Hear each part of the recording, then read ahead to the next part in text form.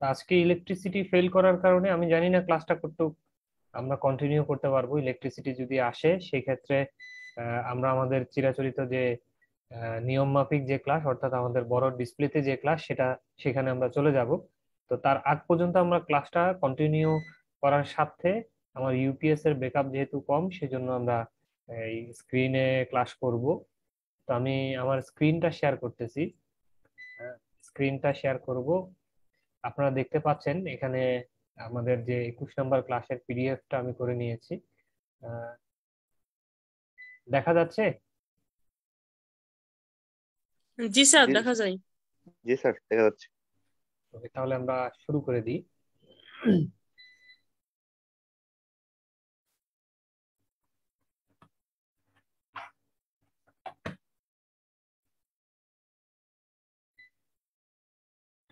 ও, এখান থেকে নেওয়া সম্ভব। ঠিক আছে, ওকে।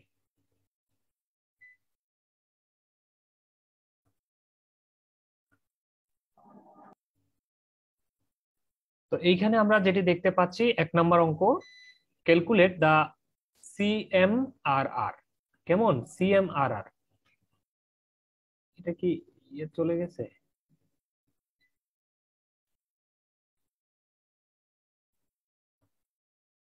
রাখতে হবে। তাহলে এই সিএমআরআর জিনিসটা কি? Common mood rejection ratio. আমরা এর আগে ক্লাস নাম্বার 20-এ থিওরি পড়ার চেষ্টা করেছিলাম, সেখানে দেখেছি যে কমন মুড রিজেকশন রেশিও জিনিসটা কি। সাধারণত ডিফারেন্সিয়াল মুড ভোল্টেজ গেইনকে কমন মুড ভোল্টেজ গেইন দ্বারা যদি ভাগ করি, যে মানটা পাওয়া যায় তাকেই বলবো আমরা সিএমআরআর। যাই হোক, লাকিলি ইলেকট্রিসিটি চলে আসছে। আমি তাহলে আপনার আমাদের পুরো ক্লাসটা ইয়াতে কনভার্ট করে নিচ্ছি।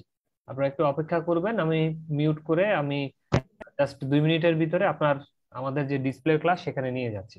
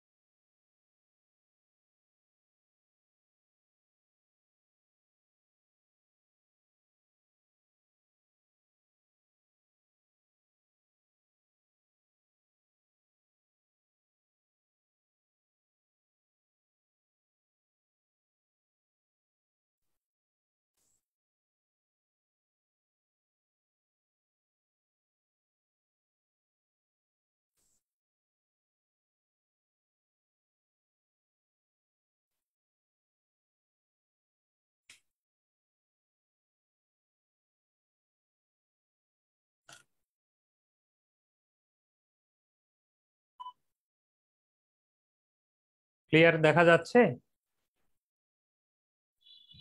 হ্যাঁ স্যার।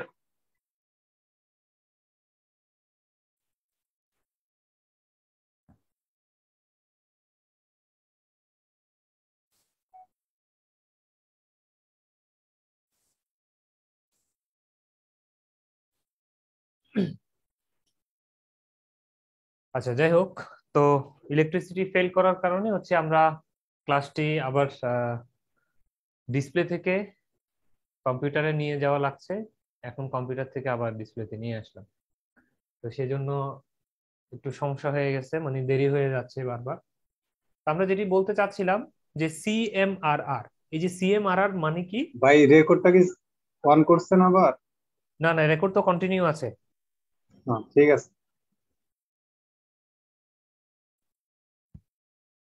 তো সিএমআরআর হচ্ছে কি? Common mode rejection ratio. এই জিনিসগুলোর থিওরি কিন্তু আমরা গত ক্লাসে পড়ে ফেলেছি। তো কখনো যদি সিএমআরআর রিলেটেড যদি কোনো অঙ্ক আসে আপনাদের, যদি কখনো যদি কোনো দুইটা চিত্র এভাবে দেয়া আছে, কিচ্ছু বলা নাই, বললো যে সিএমআরআর বের করো, তাহলে আপনারা কিভাবে বের করবেন? একটা জিনিস খেয়াল করবেন, একদম মানে স্বাভাবিকভাবে চিন্তা করবেন, স্বাভাবিক, যে এটা কোনো জটিল জিনিস না, এটা কোনো একটা বিশেষ থিওরি এরকম কিছু না। একদম কমন সেন্স খাটাবেন যে এই দুইটা ভোল্টেজ কি দেখেন তো, ইনপুটে সমান সমান। তাহলে ইনপুটে সমান সমান মানে কি? কমন। কমন, আমরা বলি না যে এই জিনিসটার সাথে এই জিনিসটা কমন আছে, মানে মিল আছে। তাহলে এই যে দুইটা ইনপুট সাইডে যদি ভোল্টেজ যদি সমান সমান হয়, মানে ইনভার্টিং নন ইনভার্টিং দুইটাতেই যদি সমান সমান হয়, সেই মুডটার নাম কি? Common mood. আর যদি ভোল্টেজের পার্থক্য থাকে, দেখেন এটা হচ্ছে 0.5 পজিটিভ, এটা হচ্ছে 0.5 নেগেটিভ, মাইনাস কিন্তু সামনে, তার মানে দুজনের মধ্যে কি আছে? ভোল্টেজ ডিফারেন্স আছে না? তাহলে এটা হচ্ছে ডিফারেন্স মুড। তাহলে এই difference mode voltage gain. Gain মানে কি? অর্জন করা। কতটুক ভোল্টেজ আমি অর্জন করলাম? বলেন তো আপনারা কিভাবে ভোল্টেজ গেইন নির্ণয় করবেন? যে কোনো কিছুর গেইন, আমি যদি বলি আপনি পড়াশোনা করে কি গেইন করেছেন, বলে যে আমি 10 বছর, 20 বছর, 15 বছর পড়াশোনা করে আমি এই একটা চাকরি পেয়েছি। এটা হচ্ছে আপনার পড়াশোনা করার জিনিসটা হচ্ছে ইনপুট, আর আউটপুটটা হচ্ছে একটা চাকরি অথবা একটা বিজনেস অথবা যে কোনো কিছু, যে যেটা করেন আর কি।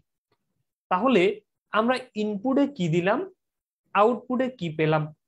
তাহলে আউটপুট বাই ইনপুট কেই আমরা বলবো এখানে কি? গেইন। যে আমি কি পরিমাণ গেইন করলাম, কত টাকা দিয়ে কত টাকা ফেরত পেলাম। তাহলে এই যে ডিফারেন্সিয়াল মুড, এই অবস্থায় এই ভোল্টেজ গুলোর গেইন কত, মানে আউটপুট ভোল্টেজ বাই ইনপুট ভোল্টেজটা কত, আর এই যে কমন মুড, এই অবস্থায় গেইনটা কত, এই দুইটা গেইনের আবার অনুপাতটাই হচ্ছে এই সিএমআরআর। তাহলে আশা রাখি আপনারা এই সিএমআরআর বিষয়টা ক্লিয়ার হয়েছেন। আমরা এখন অঙ্কে চলে যাই। যেহেতু আমাদের এখানে দুইটা ফিগার দিয়ে দিয়েছে প্রশ্নকর্তা, যে এই ধরনের দুটো ফিগার, একটা আমরা দেখতে পাচ্ছি ডিফারেন্সিয়াল মুড আর একটা হচ্ছে কমন মুড। তাহলে ডিফারেন্সিয়াল মুড ভোল্টেজ গেইনটা কিভাবে বের করব? ডিএম এ হচ্ছে কি? গেইন। আমরা সব জায়গায় দেখেছি, কমিউনিকেশন থেকে শুরু করে সব জায়গায় গেইনকে ইলেকট্রনিক্সে কি নামে ডাকা হয়? এ নামে ডাকা হয়। এটা হচ্ছে গেইন। এখন গেইন কার? ডিফারেন্সিয়াল মুডের। ডিফারেন্সিয়াল মুডের এই যে এই মুডটার। তাহলে ডিফারেন্সিয়াল মুডে আউটপুট কত? 8 ভোল্ট। এই জন্য এই যে দেখেন উপরে হচ্ছে 8 ভোল্ট, ডিভাইড বাই ইনপুট কত? ইনপুট দুইজন আছে, দুইজন না, এই দুইজনের ডিফারেন্স। তাহলে দুইজনের ডিফারেন্স কি? এই যে এই 0.5 মাইনাস এই ভোল্টেজটা, এই ভোল্টেজটা আবার মাইনাস 0.5, এই জন্য 0.5 মাইনাস মাইনাস 0.5। তাহলে মাইনাসে মাইনাসে হয়ে গেল কি? প্লাস। কত হলো? 0.5, 0.5 মিলে হয় 1। 8 ভোল্টকে যদি 1 দ্বারা ভাগ করা হয় কত হয়? 8 ভোল্টেই হয়। কিন্তু নিচের ওয়ানটার ভোল্টেজটা একটু খেয়াল করে দেখেন, এই ভোল্ট, এটা হচ্ছে 8 ভোল্ট হচ্ছে ভোল্টে এককে, আর এটা হচ্ছে মিলি ভোল্ট এককে। ঠিক আছে, মিলি ভোল্ট। তাহলে এই জায়গায় খেয়াল করেন, উপরেরটা হচ্ছে ভোল্টে আর নিচেরটা হচ্ছে মিলি ভোল্টে। তাহলে 8 ভোল্টকে যদি 1 মিলিভোল্ট দ্বারা ভাগ করা হয় তাহলে কত দাঁড়ায়? 8000। এই গেইনের মান দাঁড়ায় হচ্ছে 8000। সহজ কথায় এই 8 কে ভোল্টে না রেখে আপনারা এই 8 কেও কি করে দিতে পারেন? মিলিভোল্ট করে দিতে পারেন। কি করতে হবে? আরো 1000 দ্বারা গুণ করে দিতে হবে, তাহলে কত হলো? 8000। এবার 8000 কে 1 দ্বারা ভাগ করলে কত হয়? 800। মিলিভোল্ট মিলিভোল্ট কাটাকাটি, এই জন্য এই ধরনের গেইনে কোনো একক হয় না। মনে রাখবেন, গেইনে কিন্তু কোনো কি থাকে না? একক থাকে না। তো যাই হোক, উপরের একক নিচের একক কাটাকাটি যায়। এইভাবে ডিফারেন্সিয়াল মুডে ভোল্টেজ গেইনটা কত আমরা নির্ণয় করলাম। এখন আসেন হচ্ছে কমন মুডে। দুইজন যেহেতু সেম সেম, ওই অবস্থায় কত? কমন মুডের ভোল্টেজ গেইন নির্ণয় করতে গেলে আপনাকে করতে হবে কি? ACM = 12 millivolt. আউটপুট হচ্ছে 12 মিলিভোল্ট। দুইজনের ভিতরে তো দুইজনেই সেম, তাহলে আর কোনো ডিফারেন্স করার দরকার নাই। কমন যে কোনো একটা ভ্যালুকে নেবেন, কত? 1 মিলিভোল্ট। ঠিক আছে? একজনের থেকে একজন বিয়োগ না, কিন্তু ডিফারেন্স না, কমন। দুইজনের থেকে কমন কে? 1 কমন, মানে একই জিনিসেই একজনের ভ্যালুটা নিলেই হবে 1 মিলিভোল্ট। 12 কে 1 দ্বারা ভাগ করলে হবে 12 মিলিভোল্ট। মিলিভোল্ট এককগুলো কাটাকাটি যাবে। তাহলে ডিফারেন্সিয়াল মুড ভোল্টেজ গেইন পেলেন, কমন মুড ভোল্টেজ গেইন পেলেন। এখন এই দুইজনের অনুপাতটাই হচ্ছে কি? Common mood rejection ratio, CMRR। দেখেন, কমন মুড রিজেকশন রেশিও CMRR = এই ডিফারেন্সিয়াল মুড ভোল্টেজ গেইনের মানকে যদি কমন মুড ভোল্টেজ গেইনের মান দ্বারা ভাগ করা হয়, যে ভ্যালু আসবে সেটা। এখন এই যে ভ্যালুটা আসছে, এটাকে আপনারা কিসে নিতে হবে? ডিবি এককে। কে বলেছে? প্রশ্নকর্তা, যে find the CMRR DB. Decibel এককে প্রকাশ করতে হবে। এই ডিবি এককে প্রকাশ করতে গেলে কি করতে হবে? 20 log 10। এগুলো আমরা কমিউনিকেশন ইঞ্জিনিয়ারিং এ শিখে এসেছি। এই কনভার্সন গুলো আমি আর নতুন করে দেখাতে চাই না, আপনারা শুধুমাত্র এই ফর্মুলাটা মনে রাখবেন। 20 log 10 দিয়ে এই ভ্যালুটা বসিয়ে দিলেই কি হবে? ডিবি এককে বের হয়ে আসবে। ক্যালকুলেটরে জাস্ট log 10 যে ইউনিটটা আছে সেই তার সামনে 20 দিবেন, log 10 ইউনিটটা ইউজ করবেন, 660.67 দিয়েই ভ্যালুটা চাপলেই বের হয়ে আসবে 56.48 ডিবি। এইভাবে আমরা হচ্ছে এই CMRR এর যদি কোনো অপারেশনাল অ্যাম্পলিফায়ারের রিলেটেড CMRR রিলেটেড যদি কোনো অঙ্ক আসে, আমরা বের করতে পারবো। এই নিচের অঙ্কটা দেখেন, তাহলে আরো ক্লিয়ার হবেন। For N op-amp having স্লিউ rate, এটা হচ্ছে স্লিউ রেট যদি বের করতে বলে কোনো অঙ্কে, সেই অঙ্কটা কিভাবে করবেন সেটার সমাধান। একটা op-amp এর স্লিউ রেট দেওয়া আছে 2 ভোল্ট পার মাইক্রোসেকেন্ড।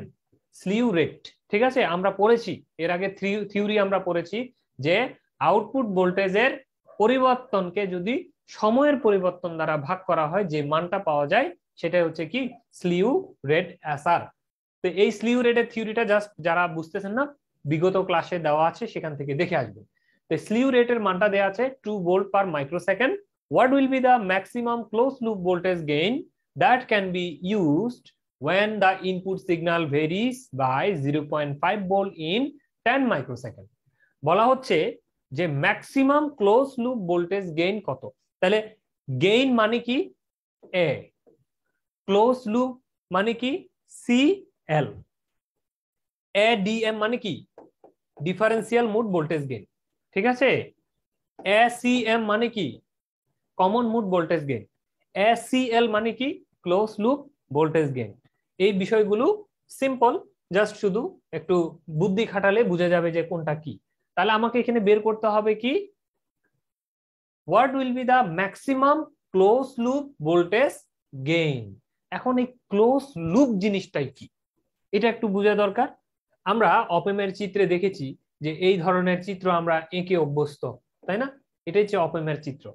তো এই op-amp এ দেখা আছে, এটা মনে করেন গ্রাউন্ড করা, এটা এইভাবে একটা রেজিস্ট্যান্স দিয়ে, মনে করেন এখানে একটা ভোল্টেজ সোর্স দিয়ে এইভাবে করে ইনপুটে ঢুকেছে। দেখেন, এই আউটপুটের সাথে এই ইনপুটের কিন্তু কোনো সম্পর্ক নাই।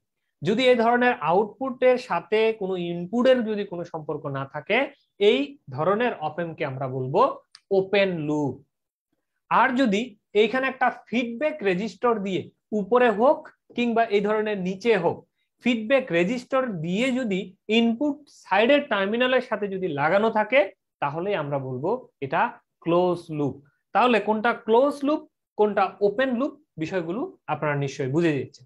তো এই ধরনেরই একটা ক্লোজ লুপ অপেমের ভোল্টেজ গেইন ম্যাক্সিমাম কত হবে সেটা আপনাকে বের করতে হবে। শর্ত কি? শর্ত হচ্ছে when the input signal varies, এই যে ইনপুটে যে ভোল্টেজটা দেয়া থাকবে এসি সিগন্যাল থাকবে সেটা কত 0.5 ভোল্ট ইন 10 মাইক্রোসেকেন্ড। 10 মাইক্রোসেকেন্ড যখন গমন করবে, টাইম যখন 10 মাইক্রোসেকেন্ড হবে, তখন ভোল্টেজের ভ্যালুটা যদি 0.5 ভোল্ট হয় সেই অবস্থায় স্লিউ রেটটা বের করে।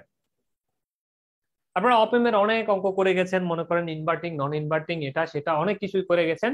দেখা যাচ্ছে এই ধরনের অঙ্ক যদি এসে থাকে এবার পরীক্ষার হলে সারেন্ডার করে চলে আসবে। অথচ খুব ইজি একটা জিনিস, সামান্য শুরুর বেসিক জিনিস, এগুলো জানলে হয়ে যাবে। আমরা জানি কি slew rate is equal two output ভোল্টেজের এটা কি পরিবর্তন, ডেল মানে হচ্ছে পরিবর্তন। আউটপুট ভোল্টেজের পরিবর্তনকে সময়ের পরিবর্তন দ্বারা যদি ভাগ করা হয় তাহলে আমরা পাবো স্লিউ রেট। তবে এই স্লিউ রেটের আর একটা সূত্র আছে, যেহেতু আমার এইখানে যে জিনিসটা বের করতে হবে সেটা হচ্ছে কি ক্লোজ লুপ ভোল্টেজ গেইন মানে এসিএল, এই জন্য আমি এই সূত্রটার থেকে এসিএল এর সূত্রে কনভার্ট করব। অথবা ক্লোজ লুপ ভোল্টেজ গেইন এর সাথে যদি ডেল ইনপুট যদি গুণ দেয়া হয়, মানে ডেল আউটপুট না লিখে যদি এখানে ডেল ইনপুট দিই তাহলে ডেল ইনপুট ইনটু এসিএল সমান সমান ডেল আউটপুট। সহজ কথায় আমি যদি বলি এইভাবে, আপনারা ফর্মুলাটা একটু খেয়াল করেন, del V output is equal to ACL into del V input. এটা হচ্ছে একটা ফর্মুলা, মানে হচ্ছে আউটপুট ভোল্টেজের পরিবর্তন হবে ভোল্টেজ গেইন, কার voltage gain close loop voltage গেইনের সাথে যখন ইনপুট ভোল্টেজের পরিবর্তনকে গুণ দিব। ইনপুট ভোল্টেজকে না, কিন্তু ইনপুট ভোল্টেজের পরিবর্তনকে যখন ক্লোজ লুপ ভোল্টেজের গেইনের সাথে ক্লোজ লুপ ভোল্টেজ গেইনের সাথে যখন গুণ দিব তখন আউটপুট ভোল্টেজের পরিবর্তন বের হবে। তাহলে আমরা এই ডেল বি আউটপুট এর পরিবর্তে এই সূত্রটা বসিয়ে দিতে পারি। তাহলে কি দাঁড়ালো? এর পরিবর্তে দাঁড়ালো এসিএল ইন্টু ডেল বিআই, আর নিচের এই যে ডেলটি আগের মতো রয়ে গেল। এই অবস্থায় আমরা এই যে এসিএল যেটা আমার বের করতে হবে এই মানটা কিভাবে নির্ণয় করব? তাহলে আমরা এই এসিএল কে ওপারে পাঠিয়ে দিব, জাস্ট এইখানে থাকবে কি স্লিউ রেট ডিভাইড বাই এই ভ্যালুটা। তাহলে এই ভ্যালুটাকে এই যে এইখানে আমরা এই যে এই জিনিসটাকে এইভাবে বসিয়ে দিব। আপনারা নিশ্চয়ই বুঝে গিয়েছেন আমি কি বুঝাতে যাচ্ছি, এটা আপনারা ভুলে যান। তাহলে থাকলো কি slew rate is equal to ACL into এত, এই তো এসিএল ইনটু এত। তাহলে আপনি যদি এটা বের করতে চান এসিএল যদি রাখেন তাহলে এই পুরো জিনিসটা এই স্লিউ রেটের নিচে কি হয়, ভাগ হয় না, এইভাবে ডেল বিআই ডিভাইড বাই ডেল টি, এই জিনিসটা হয় না স্লিউ রেট ডিভাইড বাই এত। যদি এখানে এসিএলটা রেখে দিই সমান চিহ্নের ওপারে গেলে নিচে ভাগ আকারে যাবে, এটাই এই যে স্লিউ রেট ডিভাইড বাই এই জিনিসটাই ডেল বিআই বাই ডেল টি সমান সমান কি এসিএল। এই সূত্রটা থেকে এই জিনিসটা আসছে। তাহলে ক্লোজ লুপ ভোল্টেজ গেইন এর সূত্র হচ্ছে আলটিমেটলি এটা, আমরা লিখলাম maximum close loop voltage gain is equal two এত। তাহলে স্লিউ রেটের মান দেয়া আছে 2 ভোল্ট পার মাইক্রোসেকেন্ড, আমরা বসিয়ে দিলাম, ডিভাইড বাই ডেল বিআই ইনপুট ভোল্টেজ ভেরিস। দেখেন ইনপুট সিগন্যাল ভেরিস নট আউটপুট, কি বলা আছে ইনপুট সিগন্যাল, তার মানে ইনপুট ভোল্টেজটা কি পরিমাণ ভেরি করে, কি পরিমাণ চেঞ্জ হয়, পরিবর্তন হয় হচ্ছে 0.5 ভোল্ট। কতটুক সময়ে ডেল টি সময়ের পরিবর্তন হচ্ছে 10 মাইক্রোসেকেন্ড, 0.5 ভোল্ট বাই 10 মাইক্রোসেকেন্ড। তাহলে এটা আপনারা যদি সমাধান করেন এখান থেকে পেয়ে যাবেন 40। এইভাবে করেই আমরা কি করব, এই জিনিসটা সমাধান করে ফেলতে পারি। 3 নাম্বার অঙ্কে চলে যাচ্ছি।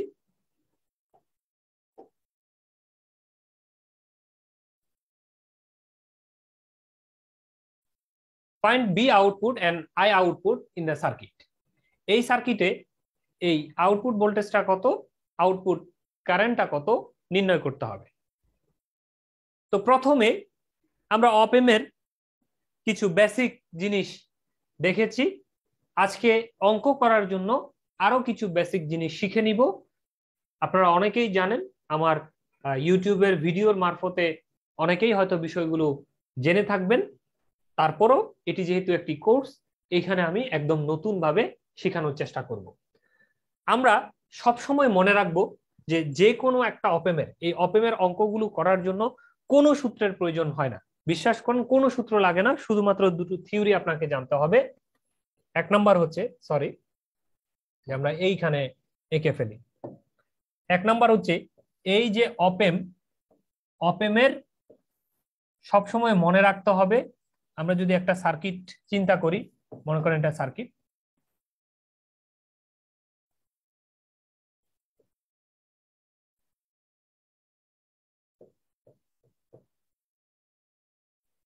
এটা ধরলাম মাইনাস, এটা ধরলাম প্লাস। সব সময় মনে রাখতে হবে অপেমের এই নন ইনভার্টিং টার্মিনালে যে ভোল্টেজ হবে, ইনভার্টিং টার্মিনালও সেম ভোল্টেজ হবে। তার মানে এই দুইজনের ভোল্টেজ অলওয়েজ সেম। এই যে দুইটা অ্যান্টেনা যেটার মধ্য দিয়ে সে ইনপুট নিবে, এই ইনপুটের দুইটা টার্মিনালের ভোল্টেজ অলওয়েজ সমান। মাইক্রোফোনটি বন্ধ রাখবেন, আপনাদের প্রত্যেকের মাইক্রোফোনটি বন্ধ রাখবেন। তাহলে আমরা যদি বলি এটা B1 আর যদি বলি এটা B2, তাহলে আমরা বলতে পারি যে কোনো অপেমের ক্ষেত্রে B1 = B2।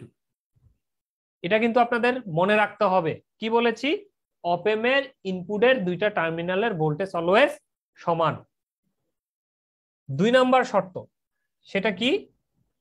অপেমে ইনপুটে কখনোই কারেন্ট প্রবেশ করতে পারে না, I = 0।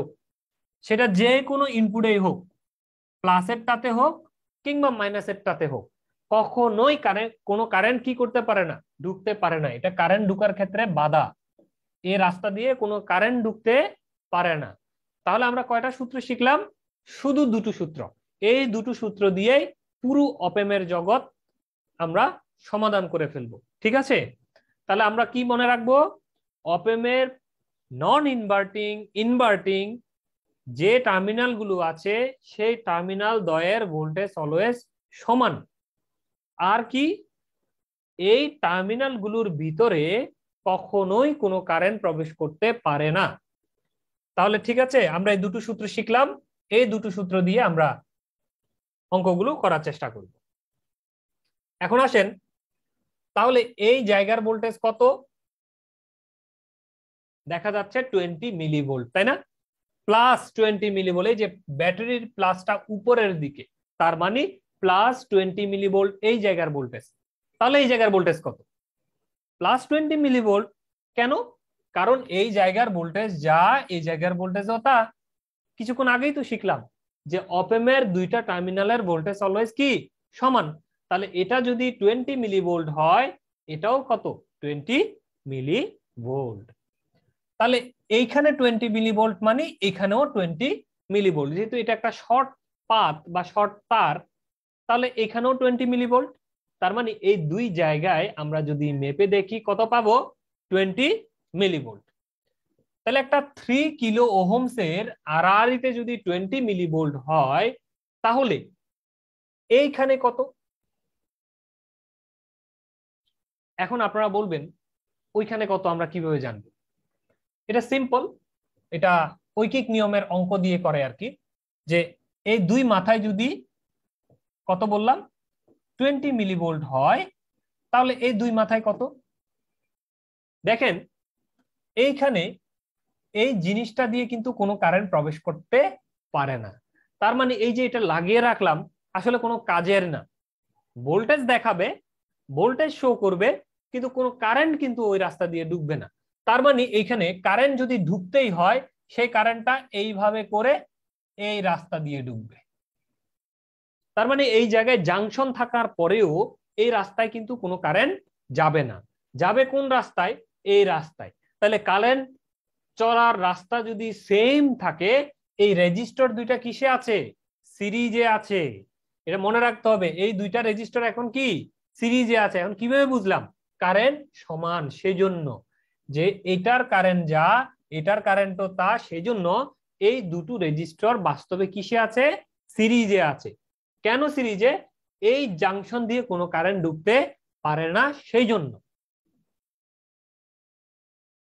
এই অবস্থায় আসেন আমরা সিম্পলি একটা হিসাব করি। এটা মনে করেন 3, এটা হচ্ছে 12।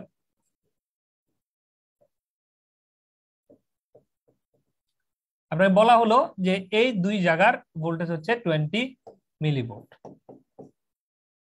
তাই না? বিষয়টা তো এরকমই এখন, তাই না? এই যে গ্রাউন্ড থেকে এই জায়গার ভোল্টেজ হচ্ছে 20 মিলিভোল্ট, তাহলে ওই জায়গার ভোল্টেজটা কত, মানে এই দুই মাথার ভোল্টেজটা কত? এটা খুব সিম্পল। আপনারা করবেন কি, এই 3কে যদি এখানে আয়টা নির্ণয় করবেন প্রথমে, হ্যাঁ, এখানে কারেন্টটা কত, আয়টা কত সেটা নির্ণয় করবেন। তাহলে আয়টা নির্ণয় করতে গেলে কি করতে হবে? বি বাই আর, 20/3,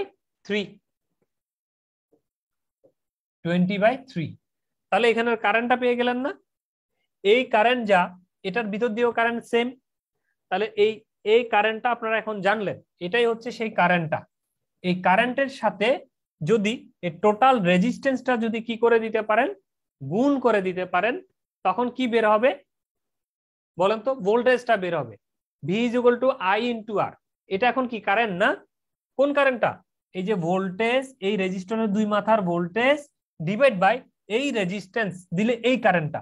এই কারেন্ট যা, এই কারেন্টও সেম, সেম কারেন্ট তো নাকি? সেম কারেন্ট যেহেতু, এই রাস্তার কারেন্টটা হচ্ছে এই 20/3। তার সাথে যদি আপনার টোটাল বাধাটা, মানে এই রাস্তায় কারেন্ট কত ডিভাইড বাই এই রাস্তায় কারেন্ট কত ডিভাইড বাই এই রাস্তার বাধা কত, সরি, ইনটু এই রাস্তার বাধা কত, তাহলে I × R। তাহলে টোটাল বাধা হচ্ছে কত? 15। এটা যদি গুণ দেওয়া হয় তাহলে কত দাঁড়ায়? 100 মিলিভোল্ট। ঠিক আছে? আপনারা চাইলে এভাবেও করতে পারেন, এভাবেও করতে পারেন। এটাও একটা পদ্ধতি, যে এই বি এ বের করার একটা পদ্ধতি, মানে এটা হচ্ছে ঐকিক নিয়ম পদ্ধতি। মানে আমাদের যে আগের 3-এ যদি 20 হয় তাহলে 15-তে কত, এই নিয়মের অঙ্ক। ঠিক আছে? এটা দিয়েও 100 মিলিভোল্ট বের হবে। চাইলে আপনারা যদি বলেন যে না আমি এটা বুঝতেছি না, তাহলে সিম্পল, যে এই রাস্তা দিয়ে কারেন্ট কত যায়, নিচে দিয়ে যাক অথবা উপর দিয়ে যাক সেটা দেখার বিষয় না। তাহলে এই দুই মাথার ভোল্টেজ তো জানি কত, এই 20 মিলিভোল্টটা হচ্ছে এই দুই মাথার voltage. Voltage divide by resistance দিলেই এই কারেন্টটা বের হবে। আর এই কারেন্টটা যেহেতু এই রাস্তা দিয়েই আসতেছিল, এই রাস্তা দিয়েই আসতেছিল, ওইখানে তো কারেন্ট যেতে পারে না। তার মানে এই সেম কারেন্ট, মানে এটা একটা সিরিজ সার্কিট, এই ধরনের সিরিজ সার্কিটের কারেন্ট জানা, টোটাল রেজিস্ট্যান্সটা কত? 12 + 3 হলো 15। তাহলে রেজিস্ট্যান্স ইনটু কারেন্ট সমান সমান এই দুই মাথার ভোল্টেজ বি এ 100 ভোল্ট, এইভাবে পাওয়া যাবে। তো এইভাবে আমরা বি এর পরিমাণটা 100 ভোল্ট নির্ণয় করলাম।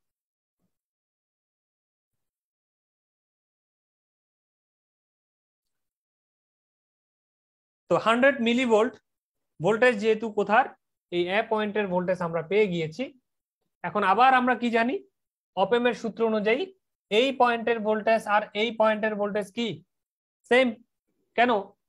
কিছুক্ষণ আগেই তো বলেছি যে এই নন ইনভার্টিং আর ইনভার্টিং দুইজনের ভোল্টেজ অলওয়েজ সেম থাকবে। তাহলে বি এর মান পেলাম কত? 100 মিলিভোল্ট। তাহলে এখানে যদি 100 মিলিভোল্ট হয়, এখানেও 100 মিলিভোল্ট। তাহলে এখানে 100 হলে এখানেও 100, এখানেও 100, এখানেও 100 মিলি ভোল্ট, কারণ এখানে কোনো রেজিস্ট্যান্স নাই, একটাই তার।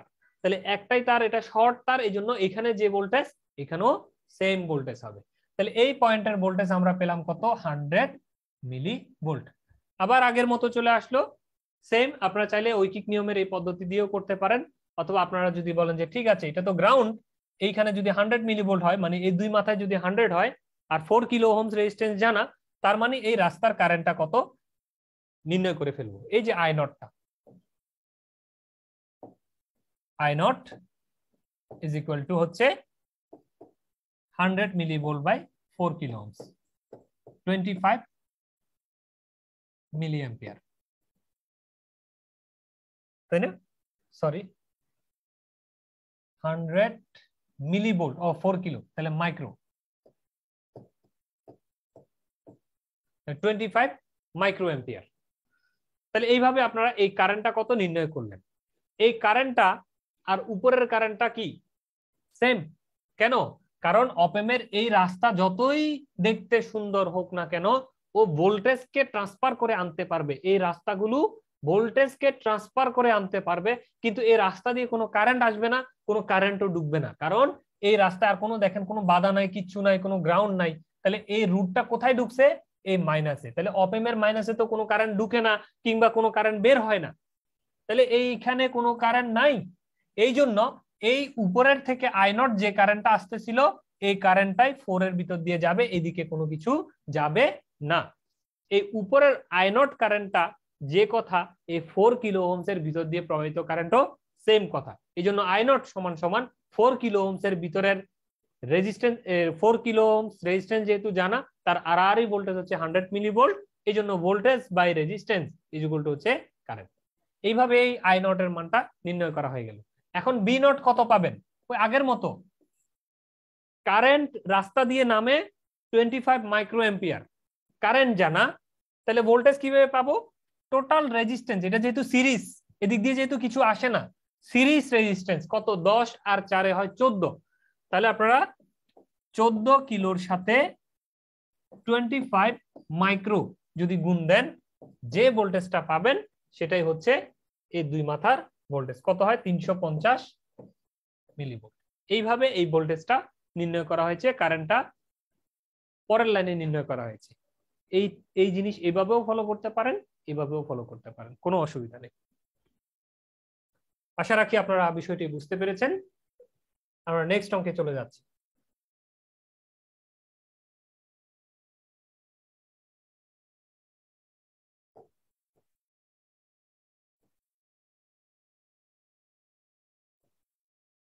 Determine the V output in the circuit. এই সার্কিটের বি আউটপুটের মানটা কত নির্ণয় করতে হবে। তাহলে এখানে আমরা দেখতে পাচ্ছি দুইটা অপেম, আবার অনেকগুলো, এখানে একটা ভোল্টেজ, এখানে একটা ভোল্টেজ। এত কিছু তাকানোর দরকার নেই, আপনি সিকোয়েন্স মেনটেন করে করে আগাবেন। ঠিক আছে, কি সিকোয়েন্স মেনটেন করবেন? সিকোয়েন্সটা হচ্ছে যে, আচ্ছা ডিসপ্লেতে কি ক্লিয়ার দেখা যায় নাকি বেশি সাদা হয়ে গেছে? স্যার একটু বেশি সাদা হয়েছে। আচ্ছা, এই পেজটাই শুধু বেশি সাদা মনে হচ্ছে, অন্যগুলা ঠিক ছিল। এখন ঠিক আছে? চলবে স্যার ভাই, আরেকটু চলবে। দিন। হ্যাঁ, এখন দেখা যাবে না? জি স্যার দেখা দেখা যায়। যায়। আচ্ছা, এখন দেখা গেলে হবে। আচ্ছা, তো এইখানে দেখেন যে আপনার সিকোয়েন্স আগাবেন। দেখেন তো এই যে প্লাস টার্মিনালটা, এই প্লাস টার্মিনালটাতে ভোল্টেজ কত? 0। কেন? এই রাস্তাটা এই যে দেখেন গ্রাউন্ডের সাথে লাগিয়ে দেওয়া, কোনো বাধা টাধা নাই, রেজিস্ট্যান্স কিছু নাই, থাকলেও কি আসে যায়। এইটা যেহেতু গ্রাউন্ড মানে হচ্ছে 0 ভোল্ট, তাহলে এই প্লাস টার্মিনালটাও 0 ভোল্ট। প্লাস টার্মিনালটা যদি 0 ভোল্ট হয়, তাহলে এই উপরের এই জাংশনটাও কত ভোল্ট? 0 ভোল্ট। মনে রাখতে হবে এই জাংশনেও ভোল্টেজ এখন 0 ভোল্ট। কারণ কি? আমরা জানি অপেমের এই দুইটা টার্মিনালে অবশ্যই ভোল্টেজ কি হবে? সমান হবে। তো নিচেরটা যদি 0 হয়, উপরেরটাও কত হবে? 0 হবে। এখন আমরা করব কি, একটা কেসিএল চালাবো। KCL, Kirchhoff current law. সে কারেন্ট ল অনুযায়ী কি দেখেন, এইখানে যে ভোল্টেজটা -0.8 ভোল্ট দেয়া হচ্ছে, এই ভোল্টেজটার কারণে এই রেজিস্ট্যান্সের ভিতর দিয়ে একটা কারেন্ট প্রবাহিত হবে। এই কারেন্টটা কোথায় যাবে? এইভাবে করে এই উপরের রাস্তা দিয়ে এখানে যাবে। কেন এই দিয়ে যাবে না? না, আমরা জানি অপেমের ভিতর দিয়ে কোনো কারেন্ট ঢুকে না, তো তাহলে এই রাস্তা দিয়ে কারেন্ট ঢুকবে না। তাহলে রাস্তা কয়টা? একটা রাস্তা, এইভাবে করে চলে যাবে, এইভাবে করে উপরে উঠে চলে যাবে। আচ্ছা, তাহলে আমরা যদি এই পয়েন্টে হিসাব করি যে কি কারেন্ট ঢুকলো আর এই পয়েন্ট থেকে কি কারেন্ট বের হয়ে গেল, তাহলে input current is equal two কত হবে? আউটপুট কারেন্ট হবে।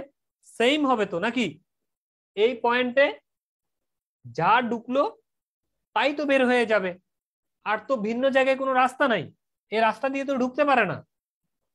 এই জন্য আমরা যদি এই পয়েন্টটাতে যদি কেসিএল প্রয়োগ করি, অনেক সময় যারা জুনিয়র লেভেলের স্টুডেন্ট তারা এখানে লেখে অ্যাপ্লাইং কেসিএল এইভাবে এট এ পয়েন্ট, হ্যাঁ ইত্যাদি। এখানে এ পয়েন্ট একটা নাম দেয়, দরকার নাই। আপনারা এখন অনেক সিনিয়র চাকরি পরীক্ষা দিচ্ছেন, তো সিনিয়র লেভেলে এই ধরনের কোনো কিছু লেখার দরকার নেই, স্যার বুঝে নিবে যে এই পয়েন্টে কেসিএল চালিয়ে দিয়েছে। তাহলে কেসিএল কিভাবে চালাতে হয়, নোডাল অ্যানালাইসিস আমরা সবাই করেছি, নোডাল অ্যানালাইসিস দিয়ে এখানে আমরা কাজ করব। তাহলে এই কারেন্টটাকে কিভাবে বের করব, এই জায়গার ভোল্টেজ বিয়োগ এই জায়গার ভোল্টেজ ডিভাইড বাই রেজিস্ট্যান্স। কার কথা, নোডাল অ্যানালাইসিসের কথা, যে কোনো একটা রেজিস্টরের দুইটা মাথার ভোল্টেজ, এটার নাম যদি বি1 হয়, এটার নাম যদি বি2 হয়, আর এটার নাম যদি আর হয়, এটার ভিতর দিয়ে প্রবাহিত কারেন্ট আই কিভাবে বের করব, I is equal to voltage দ্বয়ের পার্থক্য বি1 মাইনাস বি2। কারেন্টটা কোন দিক থেকে কোথায় যায়, যে দিক থেকে যাওয়া শুরু করবে সেই ভোল্টেজটা আগে বসবে, বিয়োগ যেখানে যাচ্ছে সেই ভোল্টেজটা পরে বসবে। তাহলে বি1 থেকে বি2 এর দিকে যাচ্ছে, এই জন্য বি1 মাইনাস বি2 ডিভাইড বাই এখানের বাধাটা কত, আর, মানে I is equal to V by R. V মানে কি, রেজিস্ট্যান্সের দুই মাথার বিভব পার্থক্য বা ভোল্টেজ ডিফারেন্স। তো এইভাবে আমরা নোডাল অ্যানালাইসিসে কারেন্ট গুলোকে নির্ণয় করতাম। তো সেই ফর্মুলাই এখানে আমরা খাটাচ্ছি। দেখুন এই জায়গার ভোল্টেজ কত, -0.8 বিয়োগ এই যে মধ্যখানের বিয়োগ চিহ্নটা হচ্ছে এই বিয়োগটা, এই জায়গার ভোল্টেজ কত 0 ভোল্ট, এই জন্য দেখুন এই যে 0। তাহলে বি1 মাইনাস বি2, ঠিক আছে, এই জায়গার ভোল্টেজ হচ্ছে -0.8, এটা হচ্ছে সূত্রের মাইনাস, এই রেজিস্টরের অপর মাথার ভোল্টেজটা হচ্ছে কত 0, ডিভাইড বাই এই মধ্যবর্তী রেজিস্ট্যান্স কত 10 কিলো ওহমস, এই যে 10 কিলো ওহমস। তাহলে এই জিনিসটা কি হলো, এটা হচ্ছে এই কারেন্টটা সমান সমান কোন কারেন্টটা হবে, এই কারেন্টটা সমান সমান এই কারেন্টটা হবে, এই কারেন্টটা, এটার নাম কি হবে, এই জায়গার ভোল্টেজ বিয়োগ এই জায়গার ভোল্টেজ, ঠিক আছে, এই জায়গার ভোল্টেজ বিয়োগ এই জায়গার ভোল্টেজ, মানে রেজিস্ট্যান্সের দুই মাথার ভোল্টেজের পার্থক্য। এই জায়গার ভোল্টেজ হচ্ছে 0 বিয়োগ এই জায়গার ভোল্টেজ হচ্ছে বি1, তাহলে 0 মাইনাস বি1 ডিভাইড বাই এই মধ্যখানের রেজিস্ট্যান্স হচ্ছে কত 20। তাহলে কে আসলো, এটা এই কারেন্টটা, এটার ভিতর দিয়ে প্রবাহিত কারেন্টটা। তাহলে আমরা বলতে পারি না এই কারেন্ট সমান এই কারেন্ট, মানে এই বিন্দুর ইনপুটে যে কারেন্ট ঢুকলো এই বিন্দু থেকে সেম পরিমাণ কারেন্ট বের হয়ে গেল। এটা থেকে, এটা হচ্ছে বিন্দুর থেকে বের হয়ে যাওয়া কারেন্ট, আর এটা হচ্ছে বিন্দুর ভিতরে প্রবেশ করা কারেন্ট। আশা রাখি আপনারা বিষয়টি বুঝতে পেরেছেন। তো এইভাবে আমরা যদি মানটা এখানে বসিয়ে দিই, এটা সমাধান করলে 0.8 কে যদি 20 দ্বারা গুণ করি কত হয় 16 হয়, সামনে একটা মাইনাস চিহ্ন, আর 10 কে যদি মাইনাস বি1 দ্বারা -10 বি1, এটা যদি সমাধান করি বি1 এর মান হয় 1.6 ভোল্ট। তাহলে এইভাবে এই বি1 পয়েন্টার ভোল্টেজ কত আমরা বের করে ফেললাম। এখন বি1 পয়েন্টের ভোল্টেজ যদি আপনারা জানেন, সেই ক্ষেত্রে এইটা আর একটা অপ এম্প চিন্তা করেন যে এখানে 0.4 ভোল্ট আর এইখানে হচ্ছে 1.6 ভোল্ট মাত্র বের করলাম বি1। তো এই দুইটা ভোল্টেজ জানেন, রেজিস্ট্যান্স জানেন, এই ধরনের একটা সার্কিট আছে, কিভাবে সমাধান করবেন, খুবই সিম্পল। আপনারা দেখেন এই যে প্লাস,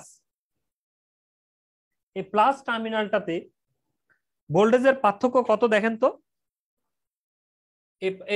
এই প্লাস টার্মিনালটাতে ভোল্টেজ কত 0 ভোল্ট, তাহলে মাইনাস টার্মিনাল এটাতে ভোল্টেজ কত 0 ভোল্ট। এইখানের ভোল্টেজ জানেন, এইখানের ভোল্টেজও জানেন, এই রেজিস্ট্যান্সও জানেন, তাহলে এই রাস্তার ভিতর দিয়ে কত কারেন্ট আসে বলতে পারবেন না, পারা যাবে। এইখানের ভোল্টেজ কত 0.4 ভোল্ট, এটাও জানেন, এইখানের ভোল্টেজ কত 0 ভোল্ট, এটা যদি 0 হয় এই রাস্তার এটাও 0, তাহলে এখানের ভোল্টেজও জানেন, এখানের ভোল্টেজও জানেন, এটার ভিতর দিয়ে কত কারেন্ট এটা এই রাস্তায় আসে সেটা বলতে পারবেন না, হ্যাঁ পারবো তো। তাহলে এই দুইটা কারেন্ট এখানে এসে কি করে, মারামারি করে, ঝগড়া করে, নাকি বন্ধুত্ব করে, বন্ধুত্ব করে এই অপেমের ভিতর দিয়ে কিন্তু ঢুকে না, কারণ ঢুকা নিষেধ, এই রাস্তায় কোনো কারেন্ট ঢুকতে পারে না। তাহলে কই যাবে? এই 40 ভিতর দিয়ে এইভাবে করে উপরের থেকে নামবে। তার মানে এই দুইটা কারেন্টের যোগফল সমান এই কারেন্টের মান। সিম্পলি নোডাল অ্যানালাইসিসের সাহায্যে আমরা বের করতে পারবো 0.4 মাইনাস 0। আপনারা মিলান এখানে, এই দেখেন 0.4 minus 0, 0.4 minus 0 divide by 10 kilo সমান এই কারেন্টটা। তার মানে এটা হচ্ছে এই উপরের কারেন্টটা যোগ কোন কারেন্টটা? নিচের কারেন্টটা। বন্ধুত্ব করতে হবে। নিচের কারেন্টটা কিভাবে বের করব? B1, তো B1 এর মান তো হচ্ছে 1.6, এই জন্য এই 1.6 মাইনাস 0, এই যে minus 0 divide by internal resistance কত? 20 কিলো। এই রেজিস্ট্যান্সের মান হচ্ছে 20 কিলো। তাহলে বি ডিফারেন্স মানে ভোল্টেজ ডিফারেন্স বাই রেজিস্ট্যান্স সমান সমান এই কারেন্টটা। এই দুইটা কারেন্ট আমরা এইভাবে পাশাপাশি বসিয়ে যোগ করলাম। সমান সমান এই কারেন্টটা কার সমান হবে? এই কারেন্টটার সমান হবে। এই কারেন্টটা কিভাবে নির্ণয় করব? এই জায়গার ভোল্টেজ হচ্ছে 0 ভোল্ট, এই যে 0 মাইনাস কোথায় গেছে? এই জায়গায় গেছে, সেখানের ভোল্টেজ হচ্ছে বি আউটপুট, এই যে মাইনাস বি আউটপুট। তাহলে ভোল্টেজের ডিফারেন্স ডিভাইড বাই এই রাস্তা যেতে গিয়ে কতর বাধার সম্মুখীন হলো? 40 কিলো, রেজিস্ট্যান্স হচ্ছে 40 কিলো। তাহলে এইটা কে? এই আউটপুট কারেন্টটা হচ্ছে এটা। এইভাবে আমরা এই নোডাল অ্যানালাইসিসের এই মানটা আমরা এখানে বসাবো। বসানোর পরে এটা যদি আমরা এখন সমাধান করি তাহলে যে জিনিসটা পেয়ে যাব বি আউটপুট সমান সমান মাইনাস 4.8 ভোল্ট। এইভাবেই আমরা এই অঙ্কটা সমাধান করে ফেলতে পারবো। তো আমি নেক্সট অঙ্কে চলে যাচ্ছি।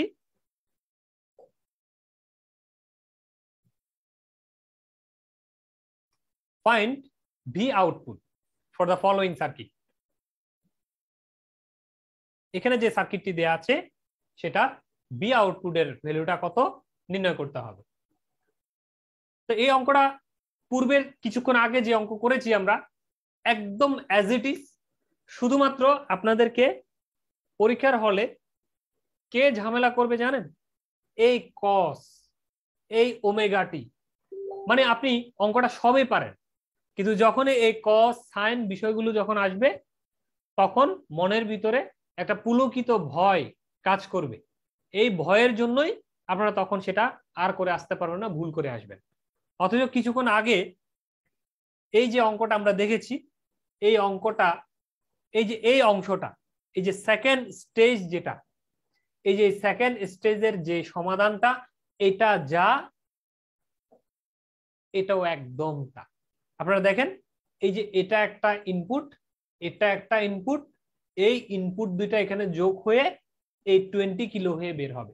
এই রাস্তা দিয়ে তো ঢুকতে পারবে না। সেম তো নাকি? এখানেও এই টার্মিনালটা যেহেতু 0, এখানেও এই টার্মিনালটাও কিন্তু 0। সেম অঙ্ক, শুধু পার্থক্য কোথায়? পার্থক্য হলো এই কস ওমেগা টি দেখলেই মাথা নষ্ট হয়ে যাবে। এই জন্যই আমরা এটা দেখানোর চেষ্টা করছি।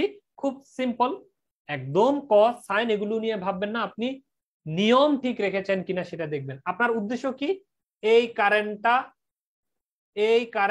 এই দুইটা কারেন্টকে যোগ করে সমান চিহ্ন দিয়ে এই কারেন্টের সমান, এই কথাটা বলা হচ্ছে আপনার উদ্দেশ্য। তার মানে এই একটা কারেন্টকে ধরি প্রথমে, এই কারেন্টটা কিভাবে বের করব? এই ভোল্টেজ দেয়া আছে হচ্ছে 0.3 cos ওমেগা টি, এটা হচ্ছে ভোল্টেজ। তাহলে এই ভোল্টেজ বিয়োগ রেজিস্টরের অপর মাথায় ভোল্টেজ কত?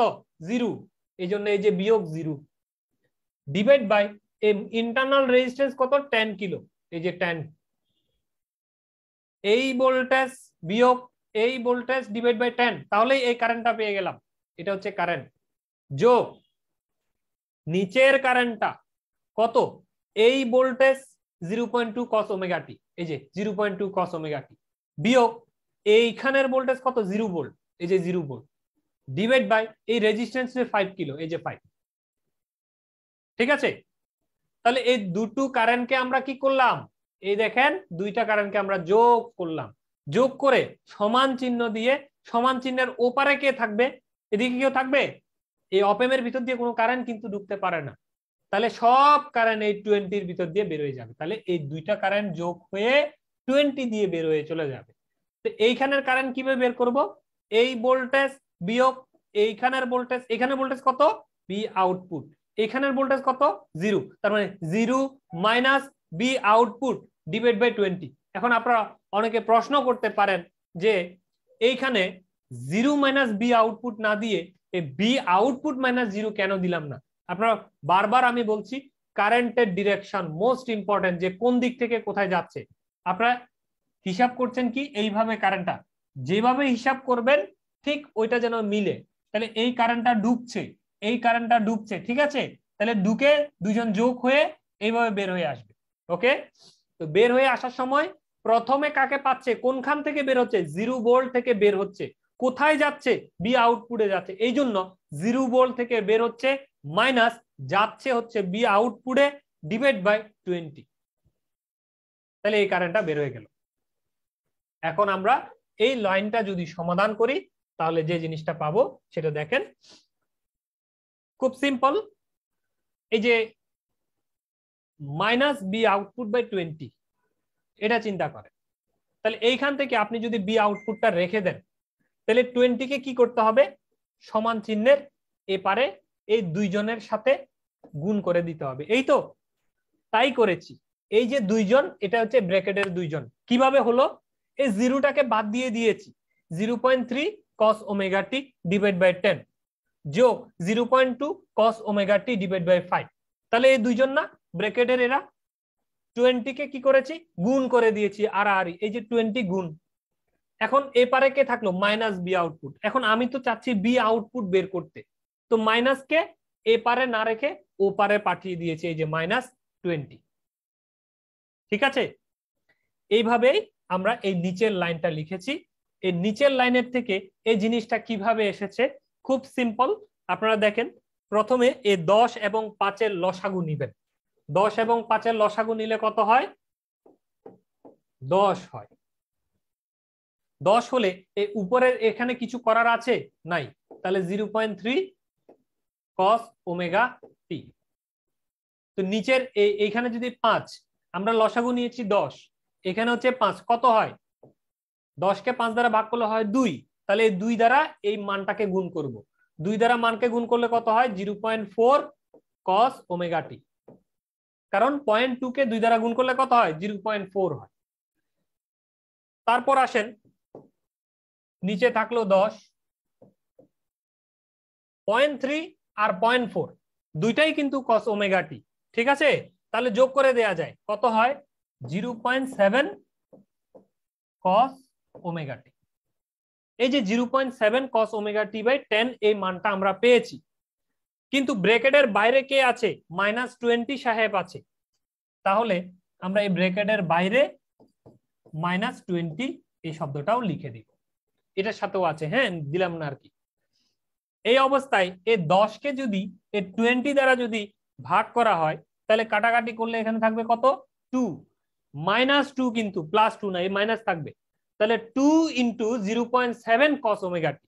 তাহলে 2 কে যদি 0.7 দ্বারা যদি গুণ করা হয়, কত হয়? 1.4। এই মাইনাস সাইনটা এই মাইনাস, 2 ইন্টু 0.7 সমান 1.4। এই cos ওমেগা টিটা, এই cos ওমেগা টি কিচ্ছু না, এটাই উত্তর। ঠিক আছে, ভয়ের কিছু নেই, এইভাবেই সমাধান করে ফেলবেন।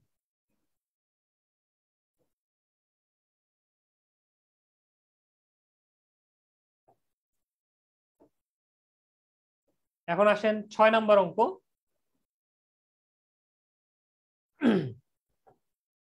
Determine V output for the op-amp. এই অপেম এর বি আউটপুট নির্ণয় করতে হবে। তাহলে এটা কিভাবে বের করব? খুব সিম্পল। আমরা জানি এইখানের ভোল্টেজ যা, এখানের ভোল্টেজ তা। কিন্তু মজার বিষয় হচ্ছে এইখানের ভোল্টেজ কত, যদি প্রশ্ন করি এখানের ভোল্টেজ কত জানি না। আগে তো এখানে গ্রাউন্ড থাকতো, এইভাবে করে লাগাই দিত, আর আমরা বলতাম 0 ভোল্ট, এটাও 0, এটাও 0। কত সুন্দর, কত মজা ছিল। কিন্তু এখন দেখেন তো এই টার্মিনালের ভোল্টেজ কত বলতে পারেন কিনা? পারি না। এই টার্মিনালে সেটাও পারি না। যদি কখনো এই ধরনের দুইটা টার্মিনালের ভোল্টেজ আপনারা বলতে না পারেন, মানে যে কোনো একজনের যদি ভোল্টেজটা জানতেন তাহলে অপরজনের ভোল্টেজটা অটো জানা হয়ে যেত। কিন্তু যদি কখনো যদি বের করতে না পারেন ওয়াট চিহ্ন যে কত আমি জানি না, তখন আপনাকে কিন্তু আগের যে ফর্মুলাগুলো শিখিয়েছি সেখান থেকে বের হয়ে ব্যতিক্রম কথা চিন্তা করতে হবে। এটা আবার কি জিনিস ভালো করে খেয়াল করবেন। এখানে দুইটা রেজিস্টার আছে, দুই ধরনের ভোল্টেজ দেয়া আছে, ঠিক আছে। এই একটা ব্যতিক্রম অঙ্ক আমি দেখিয়ে দিব, এটা কিন্তু খুব গুরুত্বপূর্ণ, পরীক্ষায় আসার মতো অঙ্ক। আমি এখানে যতগুলো অঙ্ক আনছি সবগুলোই কিন্তু পরীক্ষায় আসার মতো। আমি হাবিজাবি অঙ্ক দিয়ে ভর্তি না করে আমি চিন্তা করেছি যেগুলো আপনাদের কাজে লাগবে এই ধরনের অঙ্কগুলো তুলে ধরবো। এইখানে দুইটা রেজিস্টারে দুই ধরনের ভোল্টেজ দেয়া আছে, আর আমরা এই টার্মিনাল গুলোর ভোল্টেজ জানি না। এই ধরনের যদি কোনো সিচুয়েশন আপনাদের পরে কোনো কিছু না ভেবে এই দুটো ভোল্টেজ যেহেতু দেয়া আছে আপনারা করবেন সুপারপজিশন থিওরেম অ্যাপ্লাই করবেন। আপনারা এখানে কেসিএল করতে পারবেন না। আপনারা অনেকে বলতে পারেন যে তাহলে আমি এই কারেন্ট যোগ করব, আর এখানে তো কারেন্টই নাই, আপনি যোগ করবেন কেমনে? কারেন্ট নাই মানে এই দুইজন কারেন্ট যোগ হয়ে কোন রাস্তা দিয়ে যাবে? এই প্লাসে ঢুকার কথা, তো প্লাসে তো কোনো কারেন্টই ঢুকে না। তো কারেন্ট যদি না ঢুকে তাহলে তো ইনপুট দিয়ে কোনো কারেন্ট আসে না। তার মানে এখানে কেসিএল এর থিওরি যেটা চিন্তা করছেন এটা কিন্তু হবে না। এই জন্যই এই ধরনের অঙ্কগুলো আপনাকে কমপ্লেক্স সিচুয়েশনে ফেলে দিবে। তার জন্যই আপনাকে করতে হবে কি সুপারপজিশন থিওরেম দিয়ে এটা সমাধান করতে হবে। যারা ডিসি সার্কিট করেছেন তারা দেখেছেন সুপারপজিশন দিয়ে কিভাবে সমাধান করা হয়। এইখানে দুইটা ভোল্টেজ, ঠিক আছে। এই দুইটা ভোল্টেজের আমরা যদি +2 ভোল্টকে আঁকি দেখতে এই ধরনের হবে।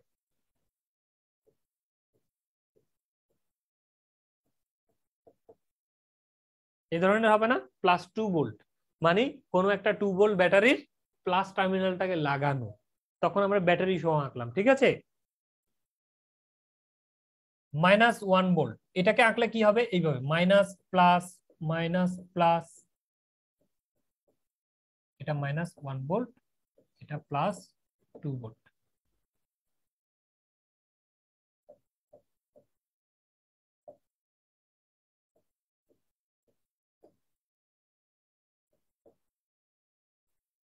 ওকে, তখন আর -1 ভোল্ট লিখবো না, তখন 1 ভোল্ট লিখবো। মানে এটা -1 ভোল্ট মানে মাইনাস টার্মিনালটা লাগানো 1 ভোল্ট ব্যাটারির, আর +2 ভোল্ট মানে প্লাস টার্মিনালটা লাগানো 2 ভোল্ট ব্যাটারির। এটাই তো সিনারি। সুপারপজিশন কিভাবে করে? একটা ভোল্টেজ সোর্স অ্যাক্টিভ, অপর আরেকটা কি ইনঅ্যাক্টিভ, মানে বন্ধ থাকবে। একটা অ্যাক্টিভ হলে অপর আরেকজন কি থাকবে? ইনঅ্যাক্টিভ থাকবে। আচ্ছা, তাহলে আমরা প্রথমে 2 ভোল্টটাকে অ্যাক্টিভ ধরে নিই, 2 ভোল্ট অ্যাক্টিভ হোক। আচ্ছা, অ্যাক্টিভ করলাম, অ্যাক্টিভ করলে অপর ভোল্টেজ সোর্সকে ইনঅ্যাক্টিভ কিভাবে করে? শর্ট করে দিতে হয়।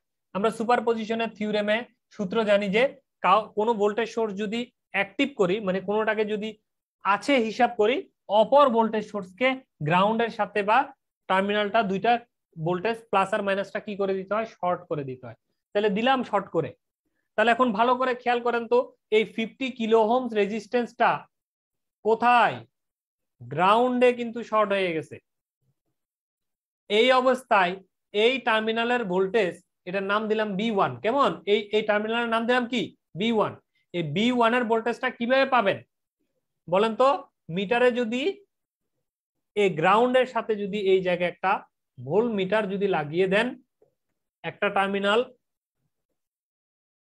টার্মিনাল যদি B1 এর এখানে ধরেন, আরটা যদি গ্রাউন্ডে ধরেন, তাহলেই আপনারা কি এই B1 ভোল্টেজটা পাবেন না? পাওয়া যাবে। মানে এই 50 কিলো ওহমস এর আরআরই ভোল্টেজটাই এখন কি B1। কখন? যখন 2 ভোল্ট অ্যাক্টিভ, 1 ভোল্ট ইনঅ্যাক্টিভ থাকবে তখন। তাহলে এই অবস্থায় ভোল্টেজ B1টাকে নির্ণয় করলে কিভাবে কি করতে হবে? এই যে 2 ভোল্টটা যাচ্ছে, এই 2 ভোল্টটার সাথে ওইদিকে তো কোনো সম্পর্ক নাই, ওইদিকে কোনো কারেন্ট যায় না। এখান থেকে যে কারেন্টটা যাচ্ছে, দেখেন এখান থেকে যে কারেন্টটা যাচ্ছে, আমি অন্য কালার দিয়ে আঁকি। এখান থেকে যে কারেন্টটা যাচ্ছে সেই কারেন্টটা এইভাবে করে গ্রাউন্ডের মাধ্যমে এই সার্কিটটা কমপ্লিট করবে। আপনারা কিন্তু একটু ভালো করে খেয়াল করবেন।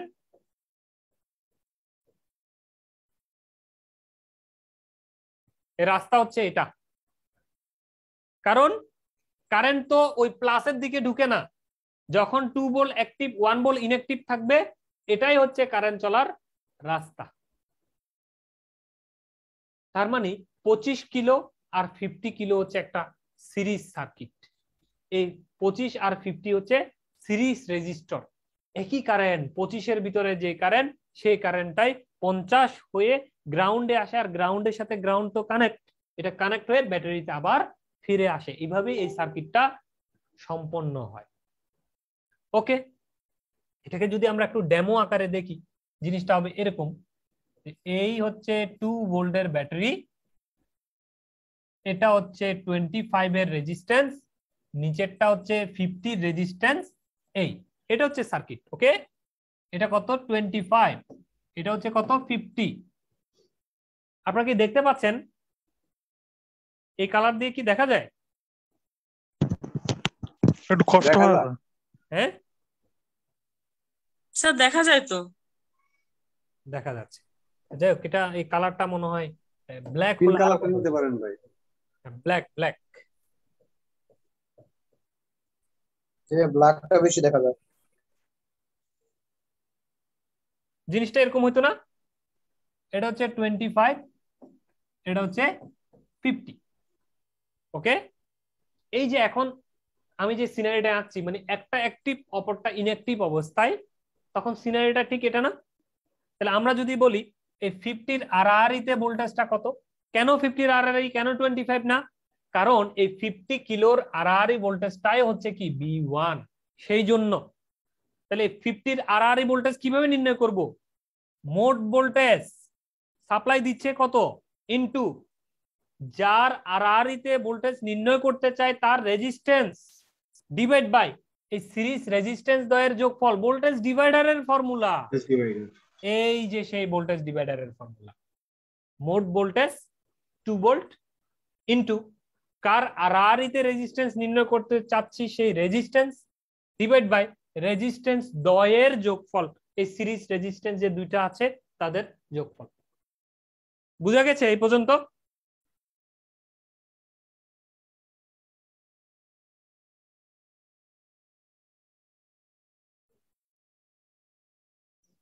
তার মানে 2 ভোল্ট অ্যাক্টিভ অবস্থায় যদি আমরা চিন্তা করি, এই যে সিরিজ রেজিস্ট্যান্স আছে, এই যে সিরিজে, এই সিরিজ রেজিস্ট্যান্সের মধ্যে এই 50 কিলোর আরআরইতে যেই ভোল্টেজটা বের হবে সেটার নামই হচ্ছে V1। আর এই 50 কিলোর আরআরইতে ভোল্টেজ কিভাবে নির্ণয় করব?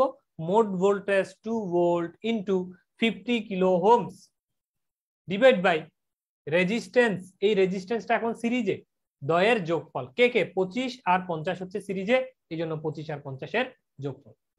এটা তো গেল 2 ভোল্ট অ্যাক্টিভ অবস্থায়। এখন সুপারপজিশন কি বলে?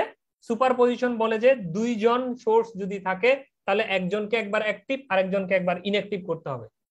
সেকেন্ড টাইম যেটাকে আগে ইনঅ্যাক্টিভ করেছি, এবার এটাকে অ্যাক্টিভ, ওইটাকে ইনঅ্যাক্টিভ করে দিব।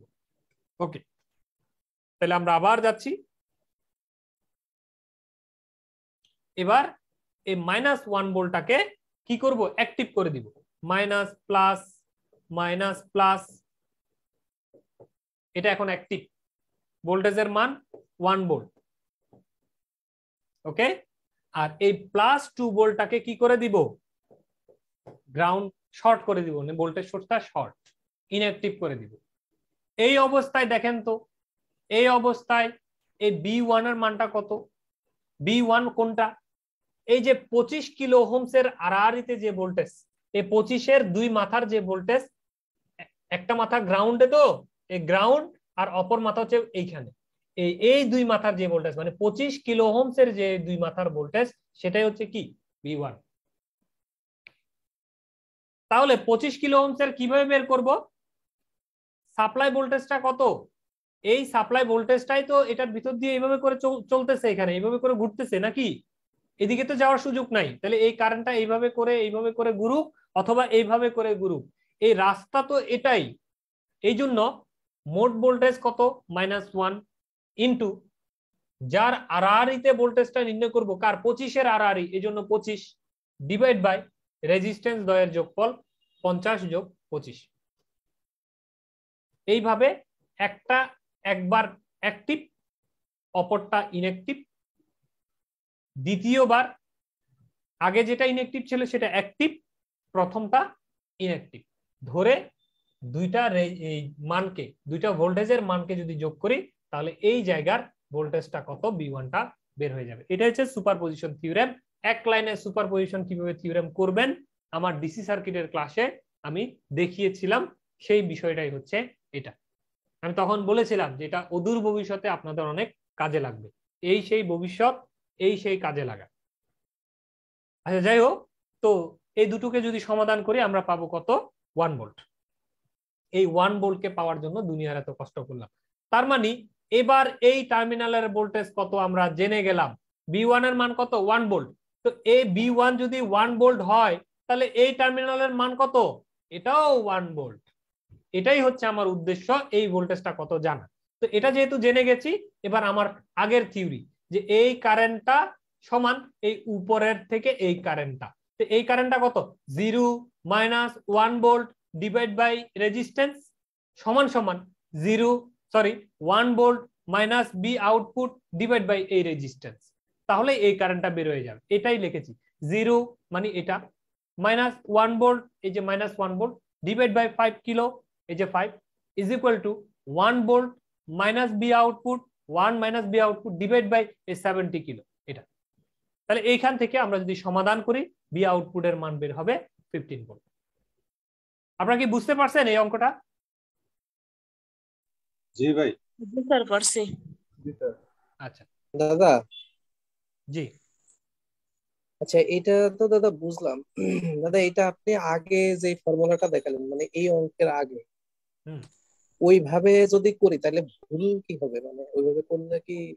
এইখানে ভালো করে খেয়াল করেন, এইখানে আপনি কিভাবে যোগ করলেন, সরি এইখানে জিনিসটা কিভাবে যোগ করলেন বলেন তো? এখানে দেখেন এখানে তো, এই হ্যাঁ দাদা এখানে তো হচ্ছে আমরা এইখানে এই এটা যোগ করতে গেলে এই কারেন্টটা লাগবে না, জি এই কারেন্টটা লাগবে না, জি লাগবে, এই কারেন্টটাও জানতে হবে, এই তো। জি জি এই কারেন্টটা, এই উপরের কারেন্টটা কিভাবে বের করবেন, এই জায়গার ভোল্টেজ বিয়োগ এই জায়গার ভোল্টেজ নাকি? জি দাদা। আচ্ছা, এখানে কারেন্টটা কিভাবে বের করবেন, এই জায়গার ভোল্টেজ বিয়োগ এই জায়গার ভোল্টেজ তো জানেন না। দাদা আমি যদি ওইখানে কিছু একটা ধরে নিই, ধরেন আমি V1 বাইর করলাম না, ফার্স্টে V1 সমান 1 ভোল্ট, আমি V1 ধরে নিলাম। হ্যাঁ স্যার এ মাইক্রোফোনটা বন্ধ V1 রাখবেন, কে এটা মাইক্রোফোন বন্ধ রাখেন, হ্যাঁ বলেন। হ্যালো, যিনি প্রশ্ন করতেছিলেন বলেন। জি দাদা আমি বলতেছি যে আমি যদি ওইখানে V1 ধরে নিই তাহলে কি হবে না? হ্যাঁ B1 ধরলাম B1। জি দাদা। একটা জিনিস খেয়াল করেন তো, এই রাস্তায় আদৌ কারেন্ট আছে কিনা? কিন্তু কারেন্ট শূন্য, কারণ কারেন্ট তো ঢোকার আর জায়গা নাই। কারেন্ট তো যাবে না। কারেন্ট যদি নাই থাকে তাহলে আপনি কেমনে আগাবেন? আগের এখানে তো যদি আপনি এটা নাও জানতেন, এই ধরনের অঙ্কে যদি এটা নাও জানেন সেটা B1 ধরে আপনি আগাতে পারবেন, কারণ এখানে বাস্তবে একটা কারেন্ট থাকবে। কিন্তু এখানে তো বাস্তবে কারেন্ট থাকবে না, অবাস্তব। এই অবাস্তবকে নিয়ে ফাইনালি অঙ্কটা মিলানো যাবে না। আমি কথা বুঝাতে পারছি? দাদা আপনার কথা বুঝছি, মানে আমি বলতেছি যে ওইভাবে মিলে যায়। আপনি করে দেখেন, হ্যাঁ আপনি বাসায় করে দেখেন মিলে কিনা। দাদা করছি, মিলে মিলে? জি আপনার সাথে সাথে আমি করছি আর কি। আচ্ছা, কি ধরনের করছেন? এখানে B1 ধরছেন, B1 ধরে শেষে ইকুয়েশন করছেন। আচ্ছা করেন দেখি। 2 - B1 / 25 জি দাদা, plus -1 minus - B1 divide by equal to 50 হ্যাঁ হ্যাঁ ইকুয়াল টু ইকুয়াল টু 0 হ্যাঁ 0 0 ধরতে হবে, রাইট 0 ধরতে হবে।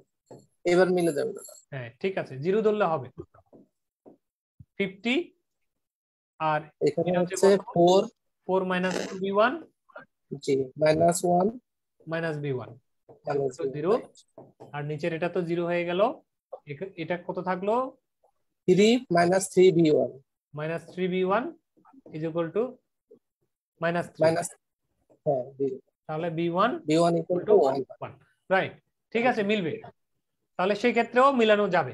তবে এই জায়গায় কি ধরতে হবে 0 ধরতে হবে, হ্যাঁ কারণটা কিন্তু দাদা আমি বলি আপনার ওই ইউটিউবের ভিডিও যখন আমরা দেখছিলাম অনেকদিন আগে জি তখন এইভাবে আমি অনেকগুলো অঙ্ক মিলাইছি, সবগুলোই মিলে যায়।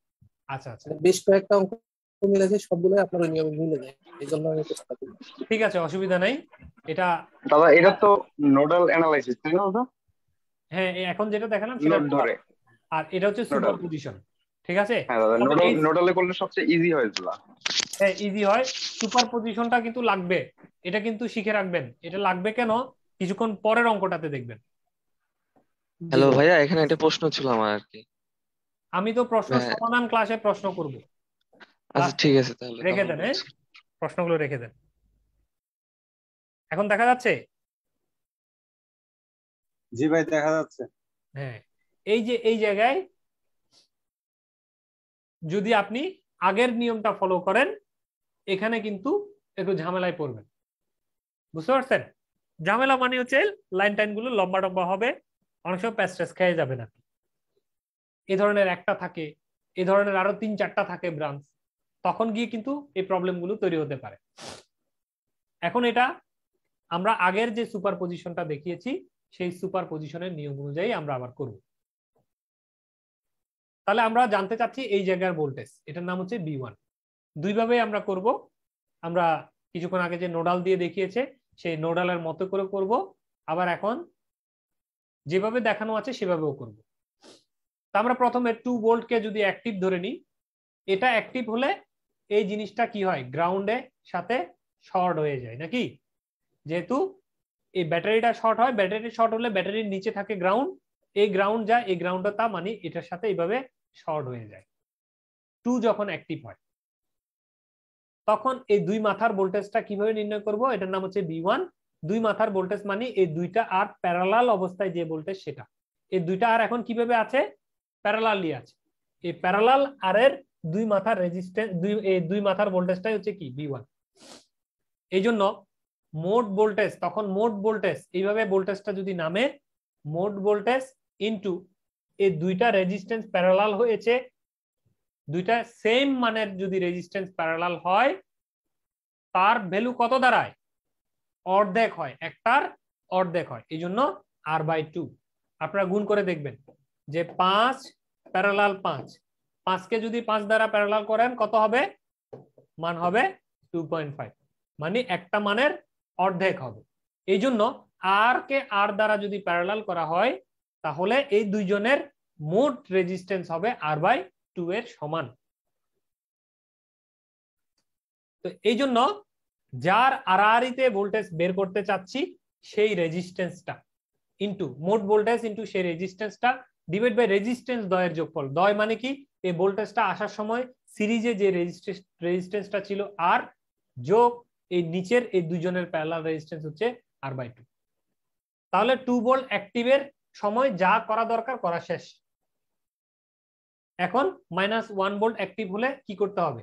এই 2 ভোল্টটাকে এবার শর্ট করে দিতে হবে, গ্রাউন্ড করে দিতে হবে। 2 ভোল্টকে গ্রাউন্ড, ভোল্টেজটা ঢুকতেছে এই রাস্তা দিয়ে, তাহলে এটা আর এটা কি প্যারালাল, তাই না? এই মাথাটা যদি গ্রাউন্ডের সাথে এইভাবে লাগিয়ে দেওয়া হয় তার মানে এই উপরের মাথাও যদি এখানে লাগানো থাকে এই আর নিচের এই আরটা কি হয়ে গেল? প্যারালাল হয়ে গেল। সেম ভাবে আগের মতো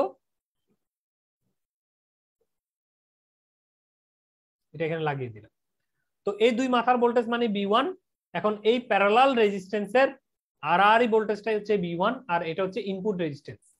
তাহলে মোট ভোল্টেজ হচ্ছে এখন -1, মানে এটা অ্যাক্টিভ, এটা এখন গ্রাউন্ড করা, ইনটু এই দুই মাথার ভোল্টেজ নির্ণয় করতে গেলে এই দুই মাথার রেজিস্ট্যান্সটা কত, এই আর এবং এই আর এর প্যারালাল মানের সমান, মানে r/2 ডিভাইড বাই রেজিস্ট্যান্স দ্বয়ের যোগফল। এই r/2 এর সাথে এই ব্যাটারিটা ইনপুটে যে রেজিস্ট্যান্স ছিল সেই রেজিস্ট্যান্সটা r প্লাস r/2।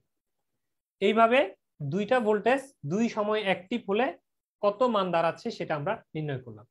এইভাবে আমরা কি করব, এই B1 এর ভ্যালুটা নির্ণয় করব।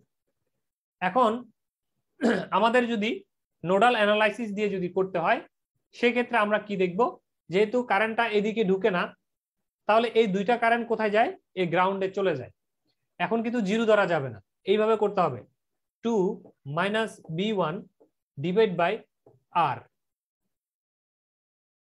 যোগ -1 minus B1 divide by R is equal to B1 by R।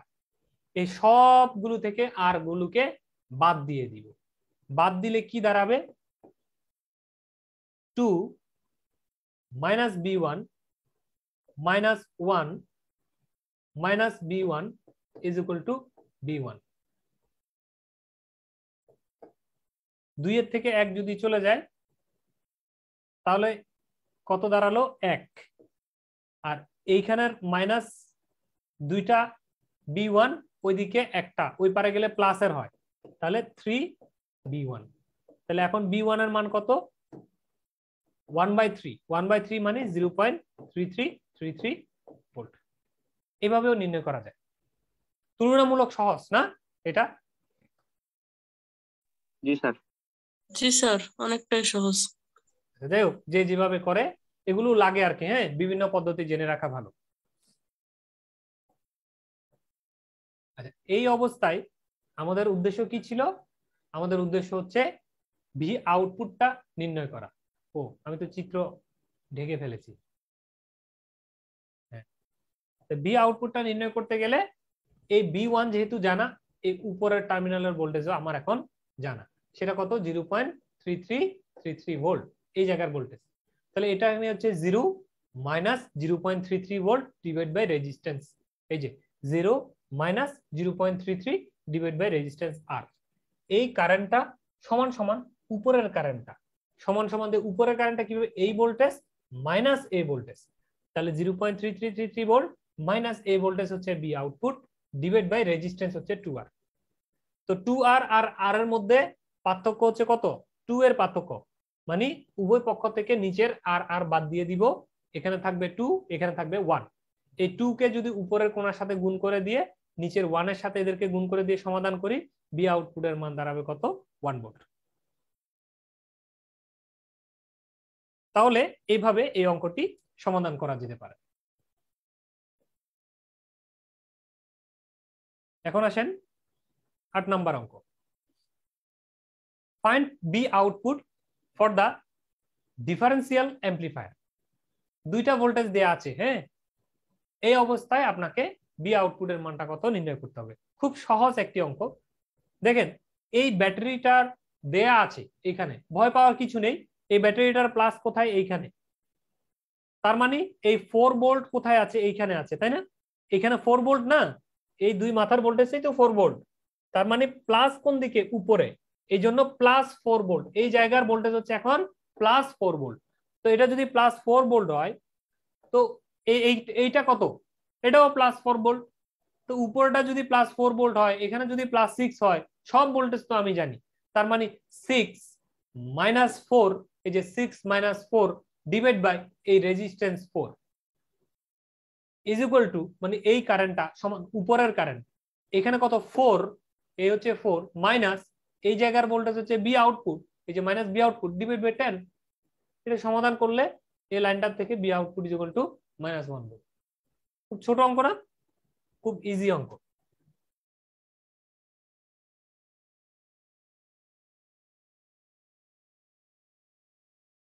এটা তো কার্টুন চ্যানেলের মতো লাফাচ্ছে। গোপাল ভাঁড়ের কার্টুন চ্যানেলে গোপালকে একটা আঁকা বাঁকা করে দেখায় না, এরকম লাফাচ্ছে কেন, মনে হয়েছে।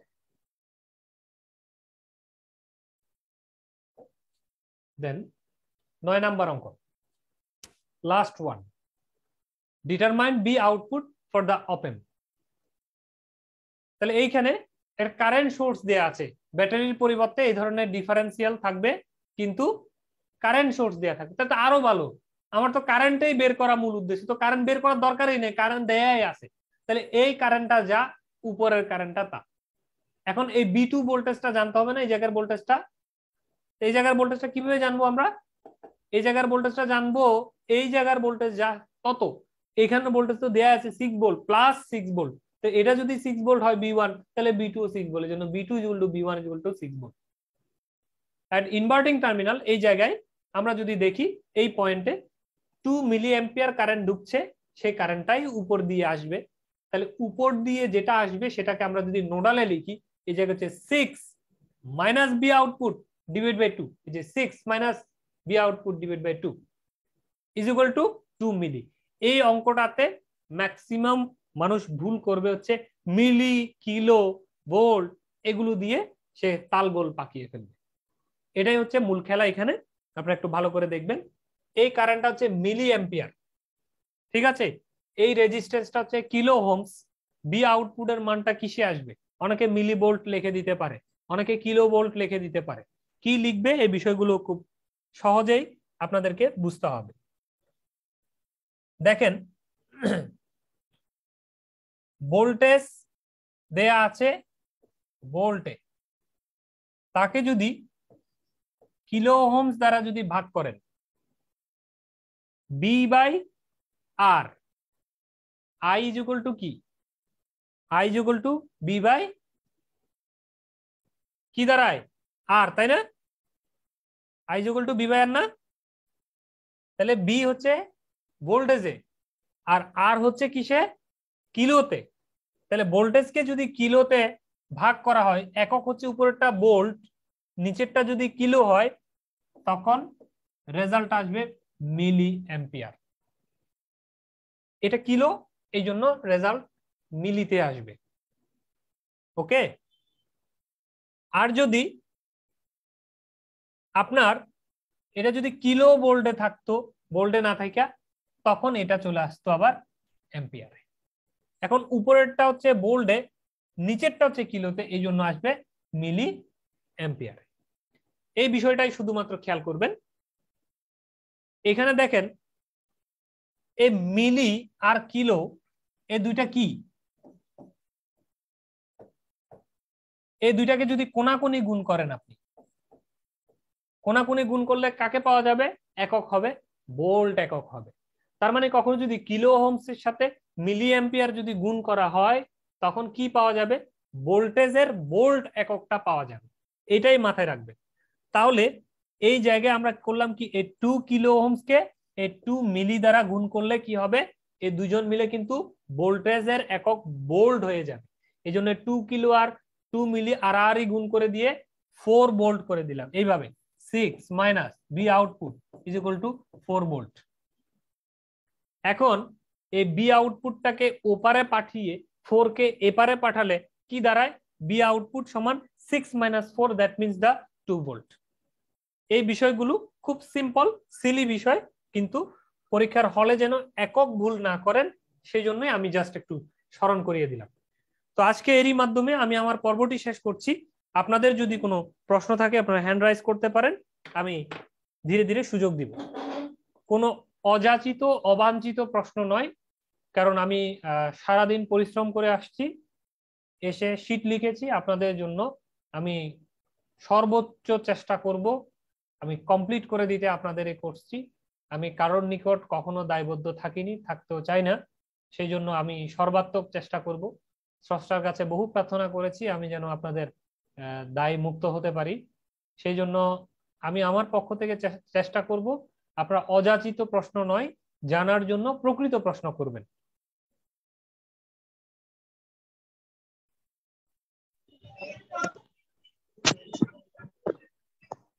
যে সবার মাইক্রোফোনটি বন্ধ রাখুন, কাইন্ডলি মাইক্রোফোন, আব্দুল আওয়াল মাইক্রোফোন বন্ধ রাখুন।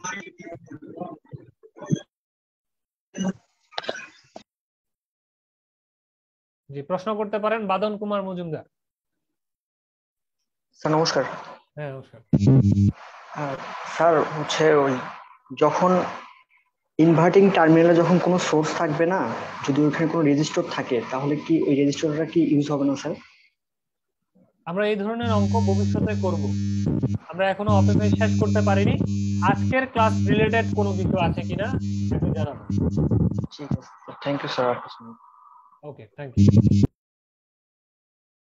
শামীম খান প্রশ্ন করতে পারেন। ভাইয়া 6 নাম্বার ম্যাথটা যদি একটু যাইতেন, ওখানে প্রশ্ন ছিল। আচ্ছা, 6 নাম্বার ম্যাথ।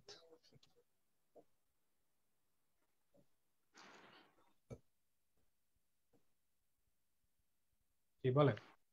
ভাই এখানে যে আমার নন ইনভার্টিং টার্মিনাল দিয়ে তো কারেন্ট যাচ্ছে না, যেহেতু কারেন্ট যাচ্ছে না তাহলে আমি বলতে পারি না যে রেজিস্টার গুলো শর্ট হয়ে আছে, তাহলে 2 ভোল্ট 1 ভোল্ট এই আমি নন ইনভার্টিং টার্মিনালে প্রান্তে পাবো। আচ্ছা, এই ধরনের বিষয়গুলো, কারেন্ট যেহেতু যাচ্ছে না কিন্তু সোর্সের ভোল্টেজ দেয়া আছে, ঠিক আছে, কিন্তু জি এই দুইজনের ভোল্টেজটা কোনো একটা কিছু হয়ে এইখানে একটা ভোল্টেজ শো করবে, ভোল্টেজ তো আসবে। নন ইনভার্টিং টার্মিনালে কারেন্ট না যাক কিন্তু ভোল্টেজ তো আসে, এটা তো আমরা জানি নাকি? জি 0 ভোল্ট হোক, 1 ভোল্ট হোক, 2 ভোল্ট হোক, একটা ভোল্টেজ তো আসে। এই ভোল্টেজটা কত এটাই হচ্ছে আমার জানা উচিত। জি ভাই, এটাই বলছি, মানে আমি যদি শর্ট হয়ে যায় তাহলে 25 কিলো ওহমে অ্যাক্রোসে আমি এখানে 2 ভোল্ট পাবো, আর 50 কিলো ওহম রেজিস্টার অ্যাক্রোসে 1 ভোল্ট পাবো, তো ওইখান থেকে ক্যালকুলেশন করে আমি ভি ওয়ান আননোন ভোল্টেজটা পাবো না? কিভাবে পাবেন, কিভাবে পাবেন? মানে আমার কাছে এমনটা মনে হচ্ছে, মানে যেহেতু কারেন্ট যাচ্ছে না তাহলে শর্ট পাথ হয়ে গেল, তাহলে 2 ভোল্টটাই আমি হচ্ছে যে নন ইনভার্টিং টার্মিনালে পাবো, হুম। আসলে এরকমটা বিষয়টা হওয়ার কথা না? আসলে বিষয়টা ঠিক আপনি যেরকম ভাবছেন বিষয়টা ঠিক ওটার কাছাকাছি, একদম কাছাকাছি। এইখানে একদম কারেন্ট যাচ্ছে না বললে ভুল হবে। বাস্তবে এটার ভিতর দিয়ে খুব মিলি মানে মাইক্রো অ্যাম্পিয়ার কারেন্ট যাচ্ছে কিন্তু বাস্তবে। হ্যাঁ, মাইক্রো অনেক অনেক ক্ষুদ্র একটা কারেন্ট যাচ্ছে, কারণ এই অপ এম এর ইনপুট টার্মিনাল আসলে কখনোই কারেন্ট জিরো না। কিছুক্ষণ আগে আমি আপনাদেরকে অঙ্ক শেখানোর জন্য এই কারেন্টটাকে জিরো বলেছি, বাস্তবে এই কারেন্টটা কিন্তু জিরো না, একদম খুব কম, যেটা ট্যাঙ্কস টু জিরো, মানে জিরোর খুব কাছাকাছি। তাহলে এই কারেন্টটাকে মেক আপ করার জন্য এখান থেকে কিন্তু বাস্তবে একটা কারেন্ট যায়, সেই হিসাবে আমরা এই কারেন্টটাকে জিরো ধরি। আচ্ছা, কথা না বললে হয় না? কে কথা বলে?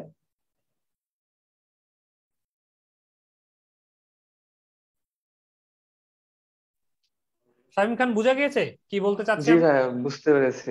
হ্যাঁ, মানে আপনার ফার্স্ট যে টাইম যখন আমি দৃষ্টিকোণ। সার্কিটটা দেখবো তখন মানে এরকমই থিঙ্কিং আসবে মাথায়, যে যদি আমি হ্যাঁ, এটা কারেন্ট যাচ্ছে না তাহলে আমি শর্ট ধরে ভোল্টেজ দুটো এখানে নিয়ে আসতে পারবো। মানে একটার সাথে একটা বিয়োগ করে দিই এ ধরনের না? হ্যাঁ, আমরা জিও বিয়োগ বা যোগ, মানে আচ্ছা, যাই হোক। ফার্স্টে কিন্তু এই থিঙ্কিংটা আসছে মাথায়। হ্যাঁ, এটা আসতেই পারে, অস্বাভাবিক কিছু না, কিন্তু একটা থেকে একটা বিয়োগ করলে আলটিমেটলি 3 ভোল্ট হয়ে যাবে। হ্যাঁ, এই ধরনের কোনো কিছু হবে না আর কি। এটা যোগ করলে আবার হচ্ছে যে, যেহেতু একটা একটার সাথে বিপরীত, সিরিজ হলে যোগ হতেই পারে, যোগ করলে যে সামেশনটা হবে সেটা আবার 1 ভোল্টের সমান হবে, কিন্তু বিয়োগ করা যাবে না। তা আবার কখন যোগ করবেন কখন বিয়োগ করবেন, আদৌ মিলবে কিনা, এই বিষয়গুলো নিয়ে কনফিউশন তৈরি হবে। এই জন্য এটা সঠিক প্রসিডিউর, মানে ইন্টারন্যাশনালি যেটাকে সমাধান করা হয় সুপার পজিশন দিয়ে করে, এরপরে নোডাল দিয়ে করতে পারে না। জি ভাই, বুঝতে পারছি। ওকে,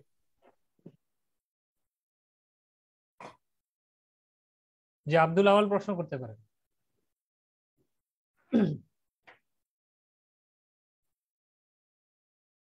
যে আব্দুল আওয়াল, রোল নাম্বার 58, প্রশ্ন করতে পারেন। স্যার 3 নম্বর অঙ্কটা একটু যে দিতেন। জি, 3 নম্বর অঙ্ক।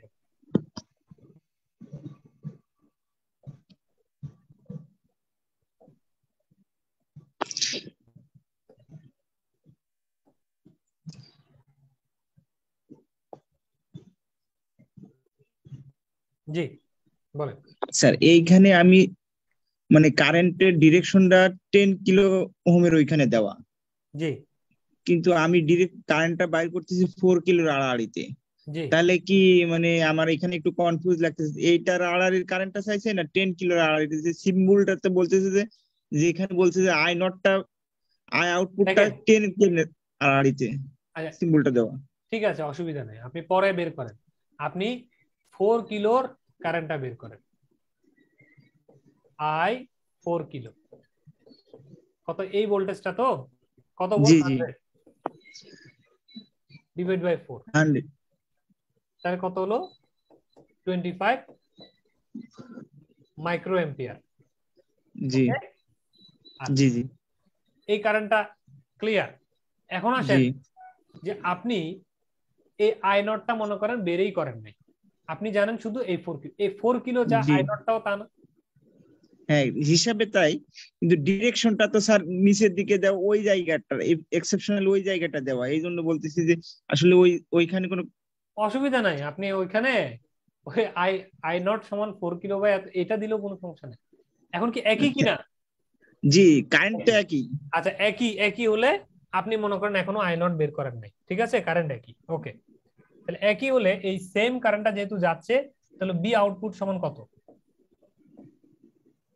বি সমান সমান আই ইন্টু আর, মানে আই 4 হ্যাঁ কিলো, আই 4 কিলো ইন্টু আর হচ্ছে কত? এই দুইজনের 14। 14 তাহলে আই 4 কিলো হচ্ছে 25 মাইক্রো, 25 মাইক্রোর সাথে 25 আর করলে কত হয়? 14 350 মিলিভোল্ট। তাহলে এখন এই আউটপুট ভোল্টেজ পাওয়া গেল না?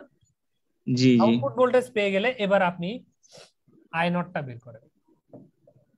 আই নট সমান সমান হচ্ছে 350 ডিভাইড বাই, এই কারেন্টটা জানতে গেলে রেজিস্ট্যান্স দুইটা সিরিজে না, 14 কত হয়? 3 14 ওটা স্যার যিনি কাটবেন ওনারা হচ্ছে জি বুয়েটের প্রফেসর আর কি, সরি স্যার, থ্যাংক ইউ ঠিক আছে? থ্যাংক ইউ ওই স্যার, থ্যাংক ইউ একই স্যার, জিনিস দিয়ে কোনো অসুবিধা নেই, ওকে। Thank you sir. জি, মুস্তাফিজুর ইবনে তৌহিদ প্রশ্ন করতে পারেন। দাদা আদাব, আমার কথা শোনা যায়? জি, শুনতে পাচ্ছি। দাদা ওই 1 নাম্বার না হলে 2 নাম্বার একটু নিয়ে যাবেন।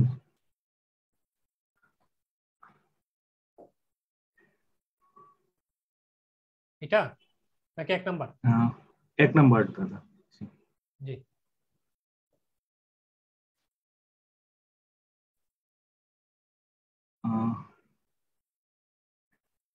আচ্ছা দাদা, ওই একটা মেয়েতে ওই যে কিলোভোল্ট মিলিভোল্টের একটা প্রবলেম মনে হয়েছিল যখন আপনি ম্যাথটা করান, হুম, তো এখন এখন দেখতে পাচ্ছি না।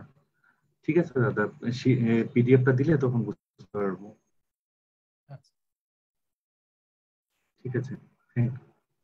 ওকে ওকে।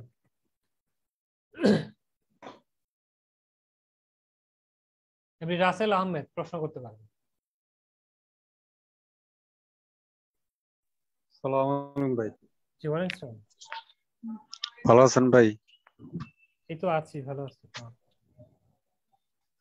আমার কোশ্চেনটা হচ্ছিল যে প্রথম ম্যাথটাতে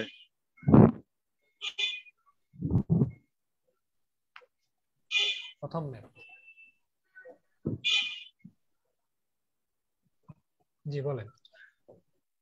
ভাই এই যে আমাদের এই সূত্রটা যে সিএম আর আর, এটার মধ্যে যে আমরা যে ডিফারেন্সিয়াল মোড গেইন, তার এটা কি আমাদের সূত্রের মধ্যে এটা ছিল নাকি 12 বাই যদি আমি 8000 লিখতাম, এটা কি মানে সূত্রতেই কি differential mode gain by common mode gain ছিল? যে ডিফারেন্সিয়াল মোড ভোল্টেজ গেইন কে কমন মোড ভোল্টেজ গেইন দ্বারা ভাগ করতে হবে। হ্যাঁ ঠিক আছে ভাই, এটাই মানে জানার ছিল। মানে আগে ক্লাসটা তো অনেক আগে করছি, মনে নেই ভাই, এই জন্য। জি জি, আর ভাই অনেকদিন পরে ক্লাস করলাম, তো আপনাকে দেখলাম, খুব ভালো লাগলো ভাই, ধন্যবাদ। আচ্ছা আচ্ছা, ঠিক আছে। দেখ, আর কোনো প্রশ্ন কারো? কেউ কোনো প্রশ্ন করবেন?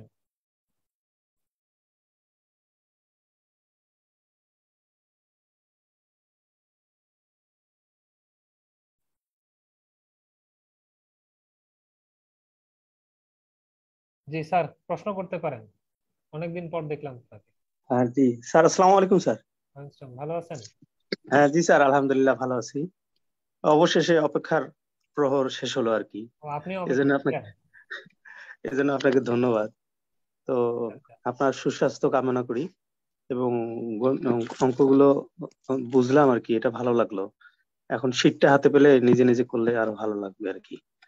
তো স্যার আপনি ভালো আছেন তো স্যার? জি জি আছি, ভালো আছি, কিন্তু খুব একটা মানসিকভাবে ভালো নেই।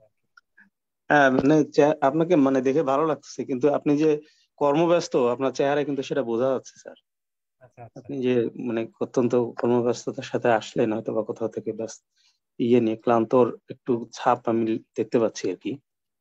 তো যাই হোক, আপনাকে দোয়া করি স্যার, আপনি জি জি এইভাবে আমাদেরকে সবচেয়ে সঙ্গ মজার দেন। বিষয় কি জানেন, মানে জি স্যার। আমি যেটা কখনোই কল্পনা করি নাই যে পড়াতে গিয়ে চাকরি হারানোর মতো অবস্থা তৈরি হবে, এটা কখনো মানে আমি ভাবি নাই আর কি, যে আমার ছাত্ররা মনে করেন অনেক কিছু করতে পারে, এটা শেষ পর্যন্ত আমার চাকরি নিয়ে টানাটানি করতে পারে, এটা আমার বিশ্বাস ছিল না। যাই হোক, পৃথিবীটা আসলে স্যার এরকমই অনেক কঠিন, যেটা আসলে মানুষ কল্পনা করে না, বা কল্পনারও বাইরে। মোকাবেলা করতে শিখেছি, করতেছি। তো এখন আর আমি কারোর ডিসিশনে চলবো না।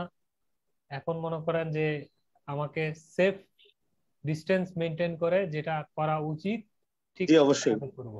অবশ্যই স্যার, অবশ্যই আপনি ওইভাবেই চলবেন। তবে মনে কিছু নিয়েন না, এই যে সুদীর্ঘ বন্ধের সময় আপনাকে একটা কলও করিনি, আমি একটু অপরাধ বোধে ভুগতেছিলাম। না না না, আমি কল করলেও আসলে খুব একটা সময় দিতে পারতাম কিনা সেটা নিয়েও সন্দেহ ছিল। ভালো ওই জন্য আপনি ফোন করেন নাই। না, আমি ওই জন্য যে খুব জরুরি না, একটু কুশল বিনিময় করে আবার আপনাকে ব্যস্ততার মধ্যে ডিস্টার্ব, এই জন্যই করিনি আর কি, যে হোক স্যারের সাথে তো কথা হবেই এক কোনো না কোনো এক সময়। তো ভালো থাকবেন স্যার, আর দোয়া করবেন আমাদের জন্য। Thank you thank you. জি ওয়েলকাম স্যার। আচ্ছা, এমডি সাগর লিখেছেন প্রিপারেশনের জন্য কোন বই ফলো করতে পারি। প্রিপারেশনের জন্য সাধারণত হচ্ছে যে আপনার এই যে অপেমের জন্য আমরা যে বইটা বেশি দেখেছি সেটা হচ্ছে আলেকজান্ডার সাদিকুর বইটা, আপনারা দেখতে পারেন। মানে অপেম আলেকজান্ডার সাদিকুর বইয়ে ভালো। তো আমি ইতোপূর্ব আপনাদেরকে বলেছি যে আপনারা যদি পারেন ইন্ডিয়া থেকে গেট একাডেমির কিছু বই আছে বাজারে, গেট একাডেমির বই কালেক্ট করতে পারেন, অথবা ইন্টারনেটে হচ্ছে আপনার গেটের বিভিন্ন প্রশ্ন পাওয়া যায়, সেখানে ওপেন রিলেটেড যে প্রশ্নগুলো আসছে সেটি সমাধান করে রেডি হয়ে থাকতে পারে। বুয়েট অ্যাসিস্ট্যান্ট ইঞ্জিনিয়ারদের জন্য প্রশ্ন করে, এই গেট থেকে আগে প্রশ্ন করতো খুব, ইদানিং কেমন করে আমি জানি না, অনেক বছর প্রশ্ন দেখা হয় না। তো আই থিঙ্ক আপনাদের মিনিমাম সাউথ ইঞ্জিনিয়ার লেভেল হলো যে অনেক উপকারে আসবে আর কি। তো গেটটা দেখতে পারেন। তো যাই হোক, আমরা আজ এখানেই শেষ করছি। ভালো থাকবেন সবাই, সবাইকে শুভরাত্রি। আর আমি আবারও ক্ষমা চেয়ে নিচ্ছি যে আপনাদেরকে সঠিক সময়ে সঠিক পড়াশোনা করাতে পারিনি। আমার নিজের ব্যস্ততা বলেন বা আপনাদের মনুষ্য সৃষ্ট ঘটনা বলেন, যে কারণেই হোক না কেন। তো ভালো থাকবেন সবাই, সবাইকে ধন্যবাদ, শুভরাত্রি। শুভরাত্রি, আসসালামু আলাইকুম।